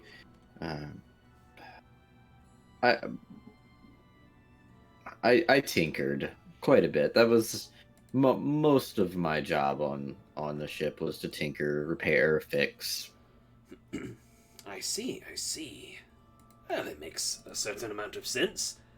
We often in Waterdeep see complex machinery such as that, and firearms are not exactly unheard of. I see you are content on being mysterious, and that is fine. That is very, very interesting. Good for writing, trust me. Very good. All right. And of course, I was meaning to save you for last, but since we're going around the table, Miss Mystery, was it? Yep. And the burning question it is for me, I'll have to get to in a minute, but would you like to just give me a brief vignette on yourself? Who you are, where you come from? I am Mystery. I'm from a hole. Mystery from a hole. I think I could spruce that up into something. In a hole in the ground there lived a dwarf. Ah, yes, perfect. Sounds like something. So, if you don't mind my asking, everyone here is quite mysterious in their own ways, well, except for Master Ertos here, but that is virtue in his case. But you I find quite, perplexing. It seems that, the Lord of the Undermountain has taken quite a shine to you in particular. Have you any inkling why? 'Cause I like it down there, and it likes me back, obviously. An affinity for the Undermountain. That's quite fitting for a child of the deeps. I suppose that falls to logic, but I wonder if there's something more between you and the depths below. I suppose time will tell. I know, I've lived in a hole. And that's all you need to know. Everything else is not your fucking business. I think that Hallister would disagree, what with the broadcasting through these little doodads here, and he rubs on the crystal ball that's currently airing the intermission. But, as you say, I will not invade your privacy. So that brings us next to yet another mysterious guest, but one who seems to take after my style of things. Miss Ashling, was it? Yes, it is. Very good. And look at you, all prepared for a show. I very much enjoy it. Would you like to give us a nice summarization of who is Ashling? Introduce Waterdeep to the concept of Ashling. Well, simply put, in the cast we have assembled here, I am but a humble supporting character. I come from a simple but colorful family. I came here in search of adventure, and I have certainly found as much here. I would say so. I thought that you had nearly met your end when that scorpion monstrosity had you, but good on you for making your way after that little scuffle. Yeah, she's gonna kind of cast her eyes down at mention of that, and she's... Be that as it may, supporting character or not, it's often them that become the runaway breakout stars of their adventure, so who knows? I think the Undermountain has secrets for you yet, my dear. And, of course, speaking of secrets, we all gasped in awe as you grasped that hammer, Master Hasdreth. Sir Silverheart, I suppose I should say. And would you care to, perhaps, elaborate on your knightly oath? Yes. I was sent out by the Order of the Gauntlet. I'm sure you've heard of them. Oh, yes, I've had quite a few dealings. And they sent me here to recover what's ours. An adventurer seeking to uncover the lost mysteries of the dwarves. You love to see them. If there's a demon in a bridge, then I suggest you turn tail and run, but that wouldn't make as good of a story, now would it? And, assuming that you recover your bits and bobs there, do you think, you'll be taking them right back to your folks, or do you think you'll be, sticking your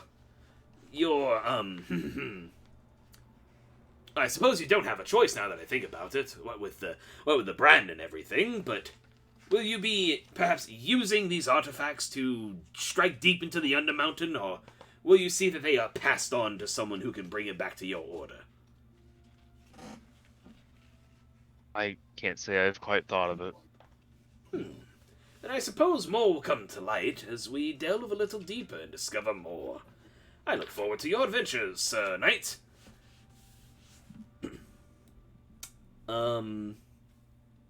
I would say at this point, unless any of you guys have anything else to say to any of them, I would say I'm trying to think if any of them have anything else here. You guys did the thing.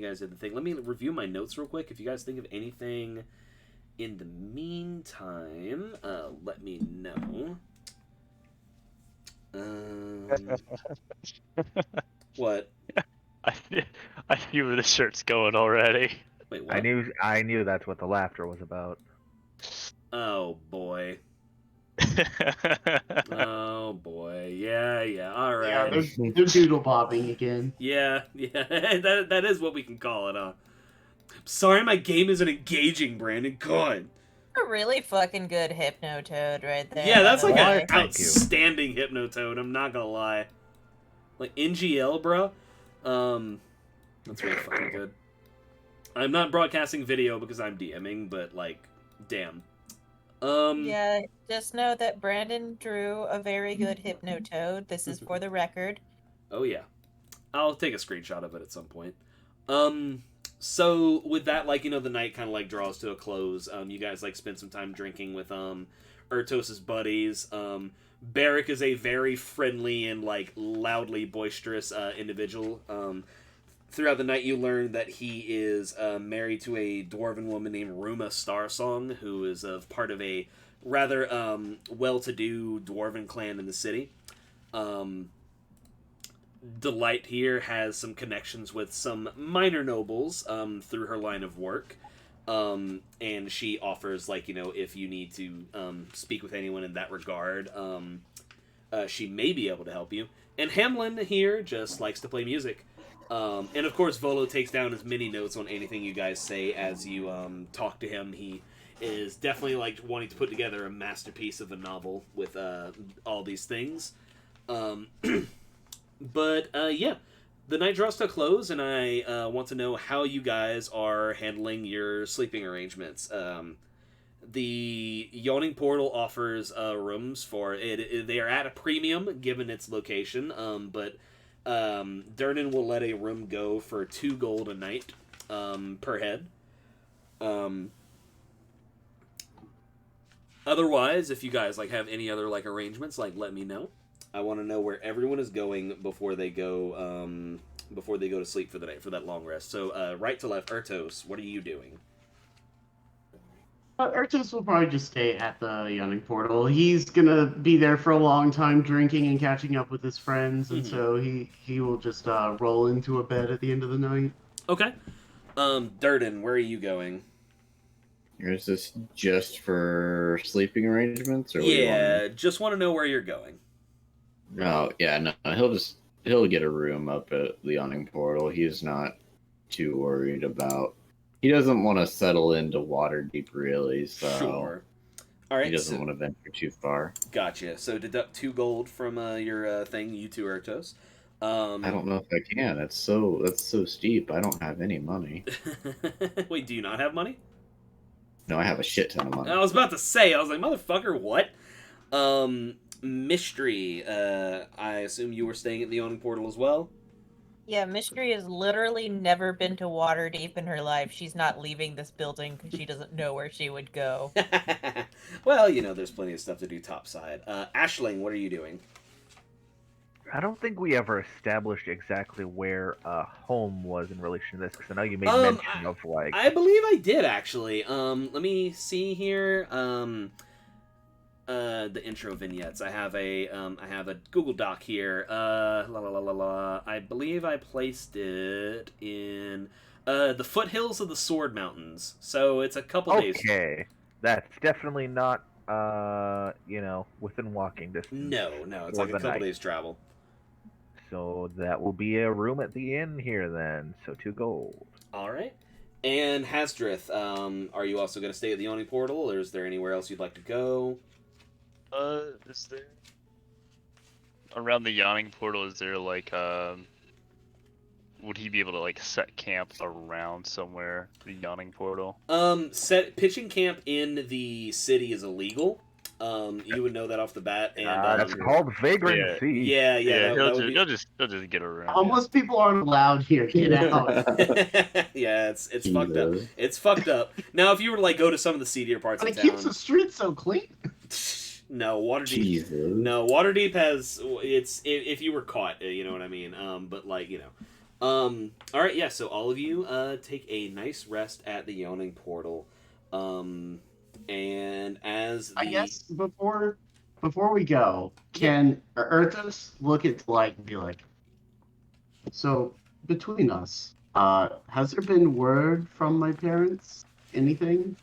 I don't see your father. I've made a point to avoid that fun little interaction, but no, I haven't heard anything in particular. I'm sure he's beside himself, and not the fun way. Well, if you would, I wouldn't ask you to go to him directly, but obviously, if you would just keep an ear out. I'll see what I can do. By the way, have you seen Haleth anywhere? We haven't. He didn't show up at the usual spot the other day, and we're sort of wondering if he's up to something. The Light, I don't know if you know this, but I've been on a bit of an adventure myself. I mean in the last couple days. No, of course, I haven't. I'm sure they'll show up soon enough. I hope so. Just as a reminder, I have I know this was something I sent you like weeks ago. So Haleth is another one of your drinking buddies. He is a half elf man. He's a cleric of Lilira, who is the goddess of revelry and joy. So homeboy parties. So much that partying, indulging in hedonism is his holy calling. He goes harder than pretty much any of you. You also know that he is heavily in debt to the Zentarum due to bad actions he's made while drunk, and everyone is always worried whenever he doesn't show up. Look, he has his vices, but he'll come back around, I'm sure. Hey, tell you what, if we go a few days and you don't see or hear from him, let me know, and I'll see what I can dig up.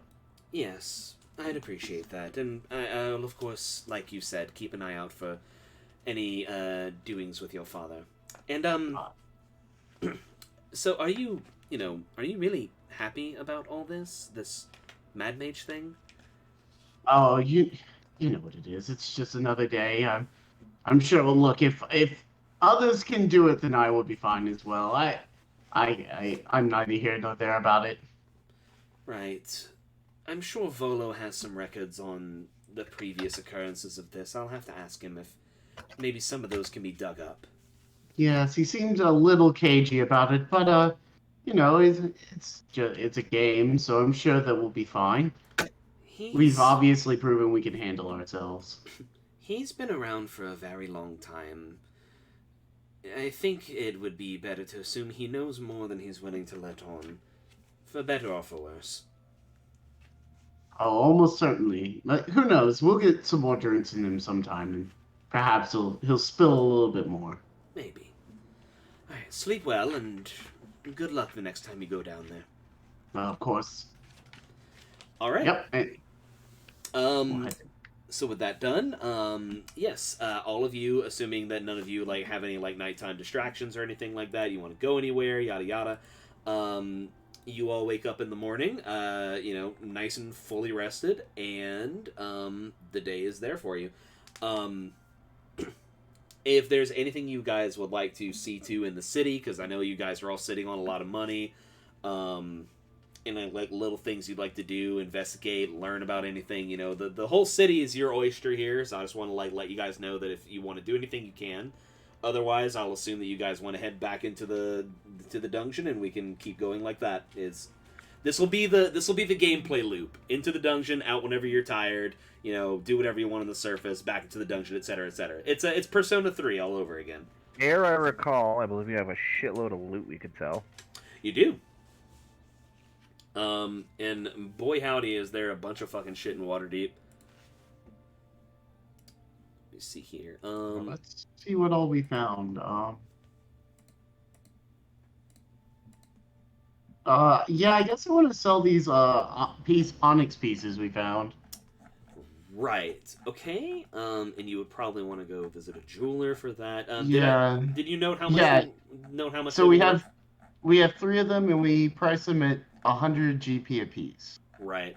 Oh, and fucking that's to say nothing about Durden's fucking rubies. Yeah, this is the cheaper of the two. I already did the conversion, and y'all don't know that Actually, did anybody even witness that I got these? Really? I don't remember, to be perfectly honest with Didn't you. you get them 'Cause on the 'cause way I was- out? So like, Yeah, but I like took everything and ran way ahead of you all. Kind of running towards that room while you were doing it. So there's a chance that we saw it.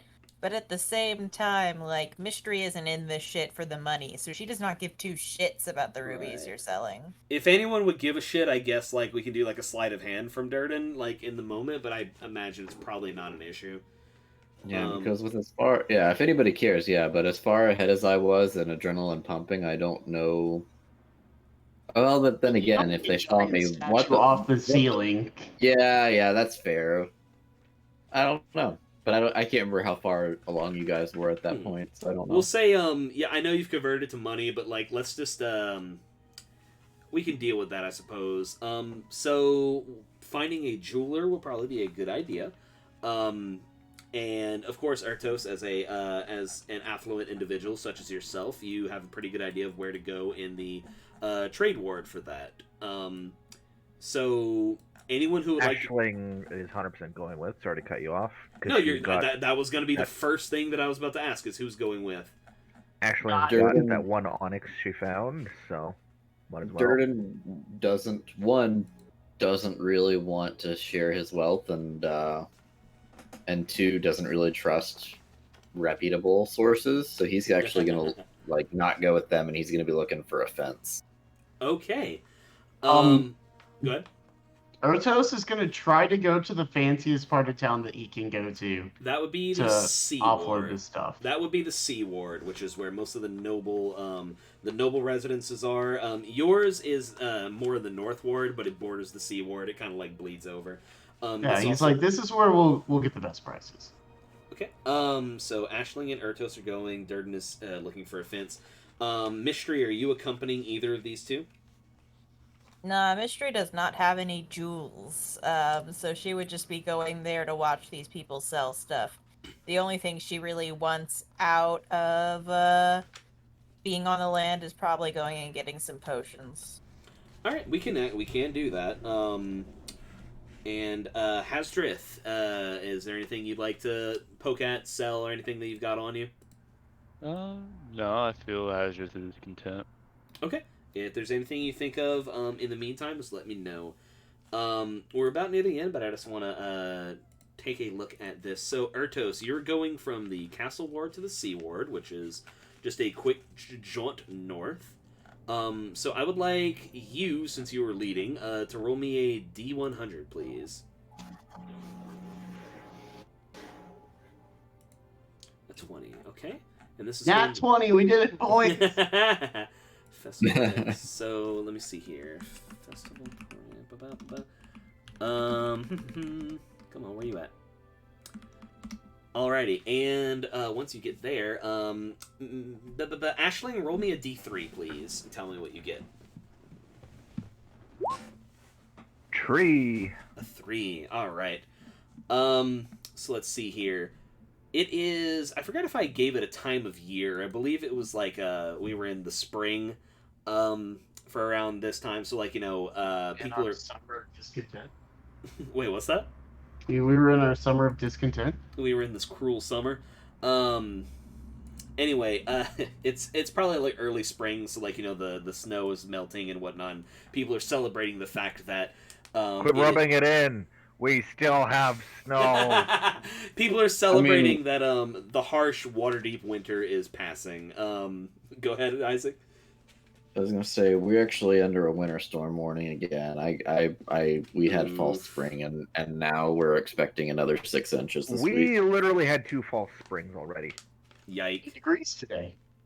I would like it to not be hot, but whatever. I didn't get to be choose to be born in the South. Yeah. Today was a nice hot though. It wasn't like unbearably hot. Mm-hmm. It was No, like, it's been like 70s to 80s, Yeah. so I can get used to it. But I just the humidity. It's not up yet. It's not the heat that gets you. It's the humidity. Shut up. I just don't wanna. I don't wanna live this close to the equator. So, Ashling and Ertos, as you guys are crossing over into the Sea Ward, you actually see there appears to be a raucous festival parade that is going through one of the major roads, and it is slowing progress through the streets. So the cop died. God damn it! This procession appears to actually be a group of very flashy dressed individuals. They sort of have like a Carnival, Mardi Gras vibe. With like these fancy masks and feathery deals, and they're like dancing through the streets and like a second line. Yeah, and they're dancing through the streets, playing instruments, throwing confetti, and like casting prestidigitation to like give their procession like a more oomph. And as you guys kind of like get to the street side, a couple of them actually do approach you, and it's difficult to tell like what kind of humanoids they are underneath their big like get up or whatever. But one of them is like, "Oh, and hello, and a fine spring to you, my good sirs and ladies. How are you today?" Oh, I already got my Tonberry outfit, thank you. I don't know what that means, but come on, dance with us. Don't you want to join in the revelry? Celebrating today, friend. We're celebrating Tyler has to Google holidays and Waterdeep real quick.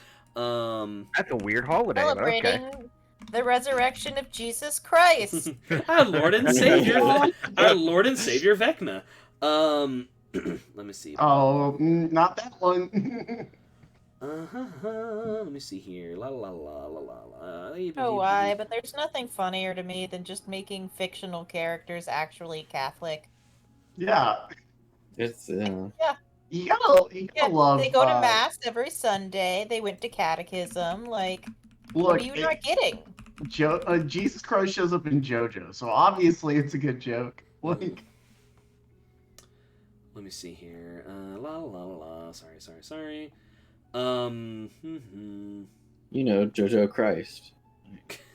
So, these guys, it is currently, let's see, special day between that and, so as it is, early spring, we are observing the festival of green grass, welcoming in the first day of spring. Yeah, very funny, buddy. You see that they are, a lot of 2 their... days early. A lot actually. of... Fuck off! Fuck off! Anyway, you see that their dress incorporates a lot of like floral colors, like pastel pinks, yellows, and whatnot. And they're handing out flowers and stuff to folks that have gathered around. They're wearing flower crowns of their own. One of them even offers a flower crown to you, Ashling. Oh, well, Ashling is 110% gonna take a fucking flower crown. Why don't you dance with us a little bit? Join in the festivities. Ertos, dear, I think we could do with a bit of a diversion.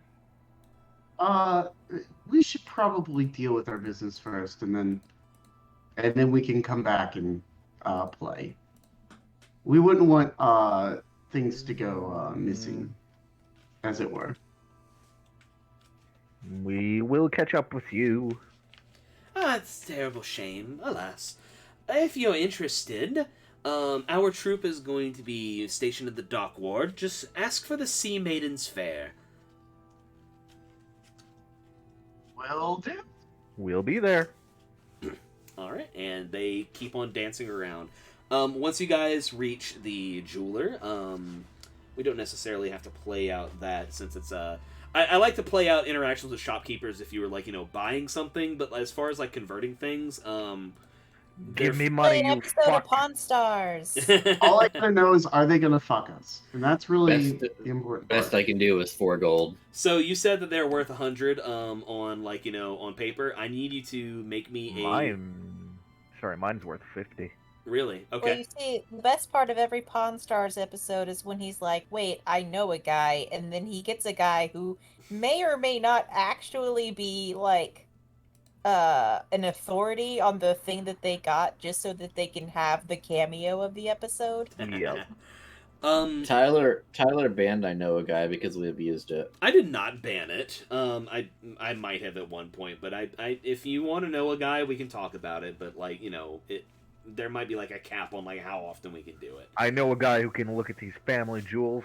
But to be fair, the guys we didn't know weren't actually reputable. We were just knowing meme lords. So yeah, that's kind of the problem that I had with it. I know a dog. Does that count?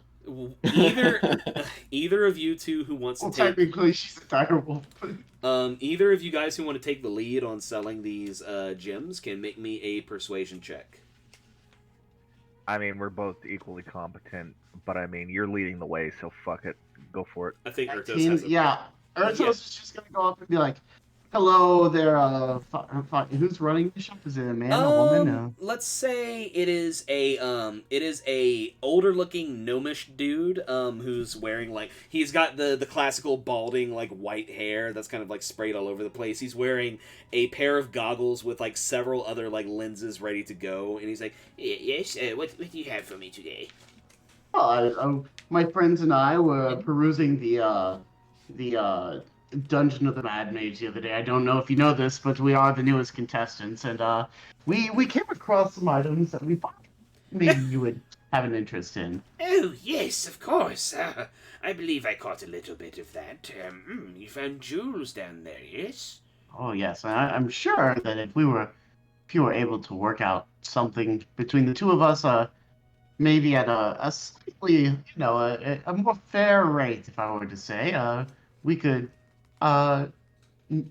maybe make you our prime collector, as it were. Oh, I'm sure we'll be finding plenty of things that will catch your eye while we're down there.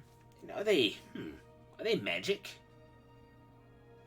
These in particular, no, we found these on earlier floors, but I'm sure the further down we go, the more generous Hallister will become. He looks them over and he says, I suppose there is something to be said about you finding things if people sees that you find them and they know that I carry them. Oh, very interesting indeed. I'm Ashling, and this is my favorite store on the Citadel. I'm Ashling, and this is my favorite store in Waterdeep. Hey, very well. So he will offer to pay you full price for these gems. Oh.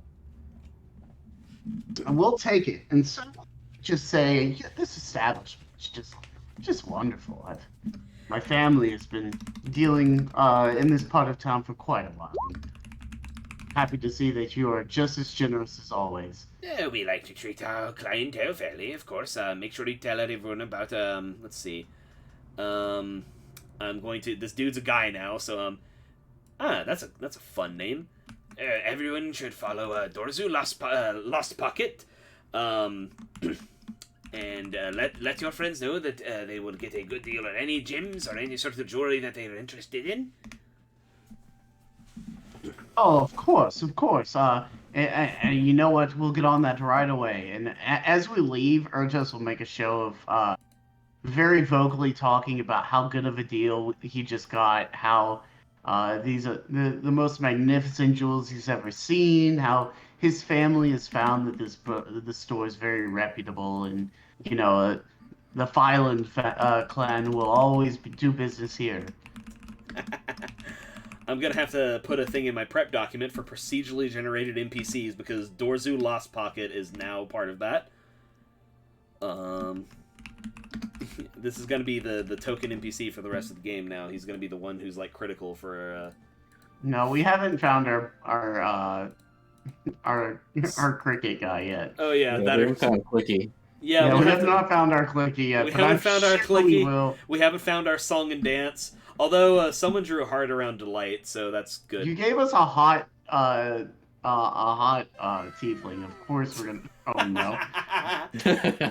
Good. Yeah, we have a hot tiefling who has a very specific doesn't sleep with friends policy. I was going to try to make a joke, and then I was like, "How he's not gonna like that?" I mean, oh, by all means. To be fair, this guy is a little too vanilla. I mean, he's not click. I mean, we had Clicky, Akuma. Like we kind of like him freaky. Well, you didn't see under the counter where he's got his nuts tied up to a car battery just for shits and giggles. Fuck. All right. Durden.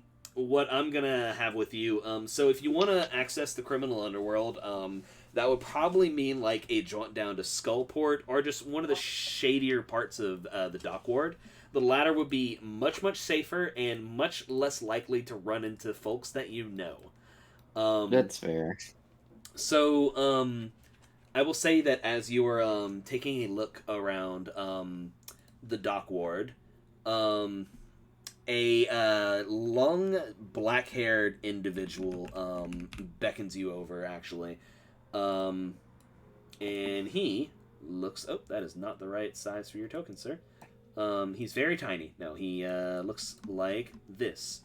And he actually waves you over with a gloved hand. And he says...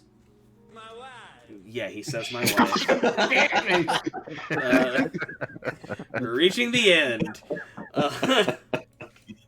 So he, Durden, yeah, he, like, in a darker, alcove, like a darker alley, he waves you over and he says, I believe you and I have some things to talk about, contestant.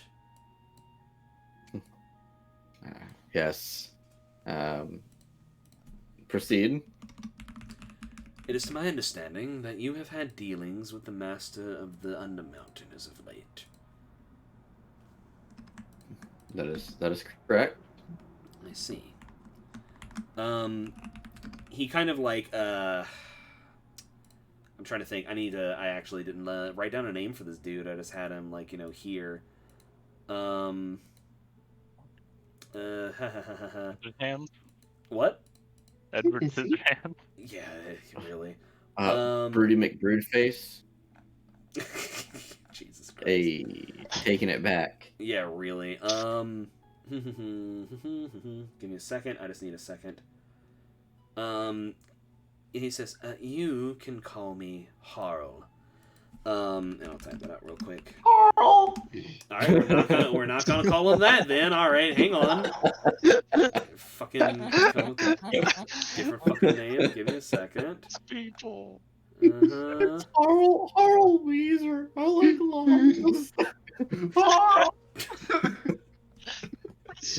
Why do I play games with you fuckers?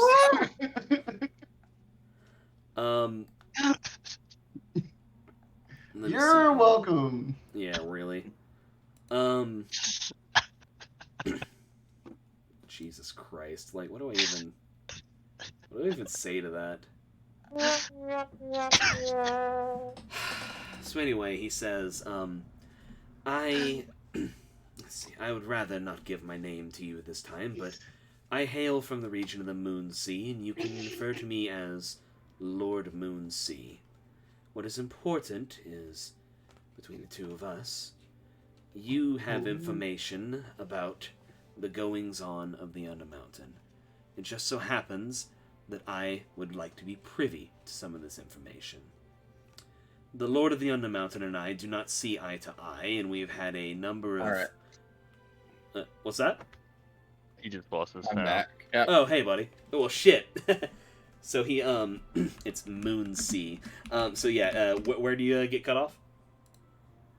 I made a Carl Weez. Oh, I Jesus made a Christ. Carl Weezer joke. So yes, he says that he hails from the region of the Moonsea, is where he's from, and so he says just call him Lord Moonsea.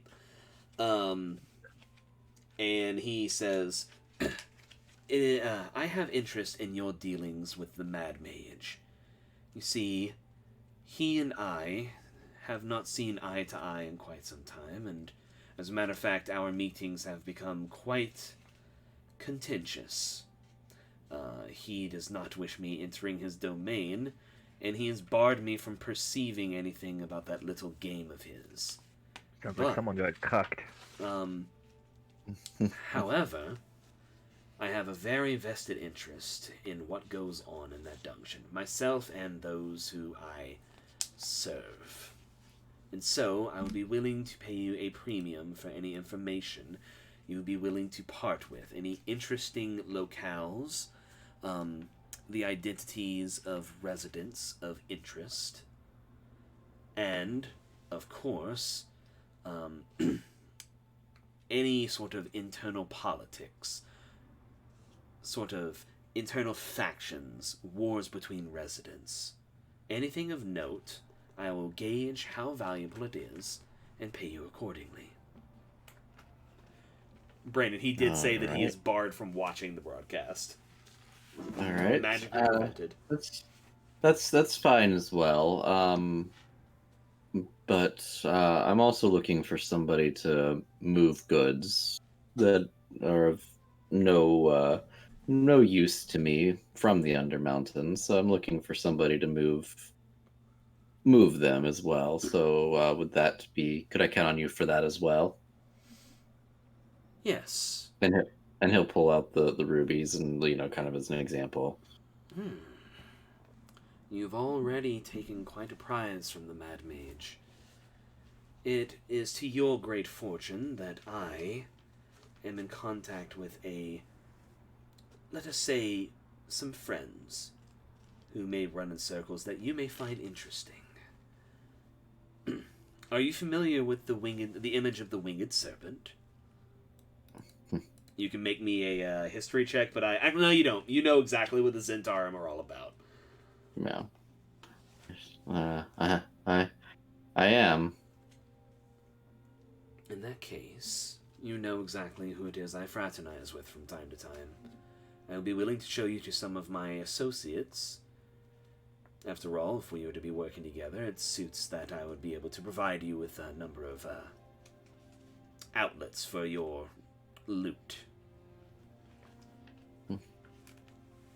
That seems adequate. If you're willing to abide by what they may take for moving these goods discreetly, then you can follow me. Alright. Yeah, and he follows. Lord Moonsea takes you to so you're, like I said, you're in the dock ward, and it appears to be a rundown warehouse with like clouded windows and but the door on this warehouse is solid metal. And Lord Moonsea approaches the door, and the little peephole slit opens up. You know, the classic, like, "Hey, who's there?" And do you speak Abyssal? Oh, shit, it's not. I actually think I might. Let me look.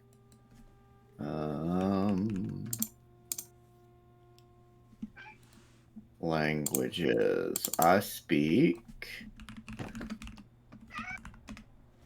No, I don't. Okay. He says something in like this kind of like, chaotic sounding language. Like it's a series of like several long droning consonants with like clicks separating some of them. And after he finishes saying this, the door slides open and you meander your way into the local Zentarum outpost, where after some negotiating with some of their fences, you can sell them for how much did I say they were a piece? Like their actual value? I'm not 100% sure. I just know that the math came out to be 5,000. Oh, Let yeah. me see what I got. Let me see. Ruby worth 5E. Yeah, because I ended up netting 5,000 or 5,000. I can't remember what I had before. I think I only had 10, so it would have been like 5,006. Right. So we'll say that you already converted to this. So we'll say that after they take their cut, that's what you get. How about that? Oh, okay. Yeah, actually, that I was actually it... gonna have I was gonna have a contingency for that, so I'll just go ahead and do it. That basically instead of taking cuts on it, he's just gonna throw out some other goods he finds us off. So it's like that fancy chest that he was gonna say, here's the finder's fee, basically. Okay. If you want to get rid of the fancy chest, they will. They will identify it. It is a chest of preserving. It's basically a magic mini fridge. Oh, yeah, I don't need that. So yeah, I'm fine with unloading that as. All right. And as your business concludes, Lord Moonsea says, "When you need me," he hands you a stone. And it appears to be just like a smooth rock with the image of a winged serpent on it. And he says, "Trace this symbol on the stone, and I will know when you are calling. And it goes without saying, but keep this discreet on your person, yes?" Oh, yes, of course. And he just kind of... Actually, he's going to throw it into the portable hole. I look forward to... Store it in there. Got you.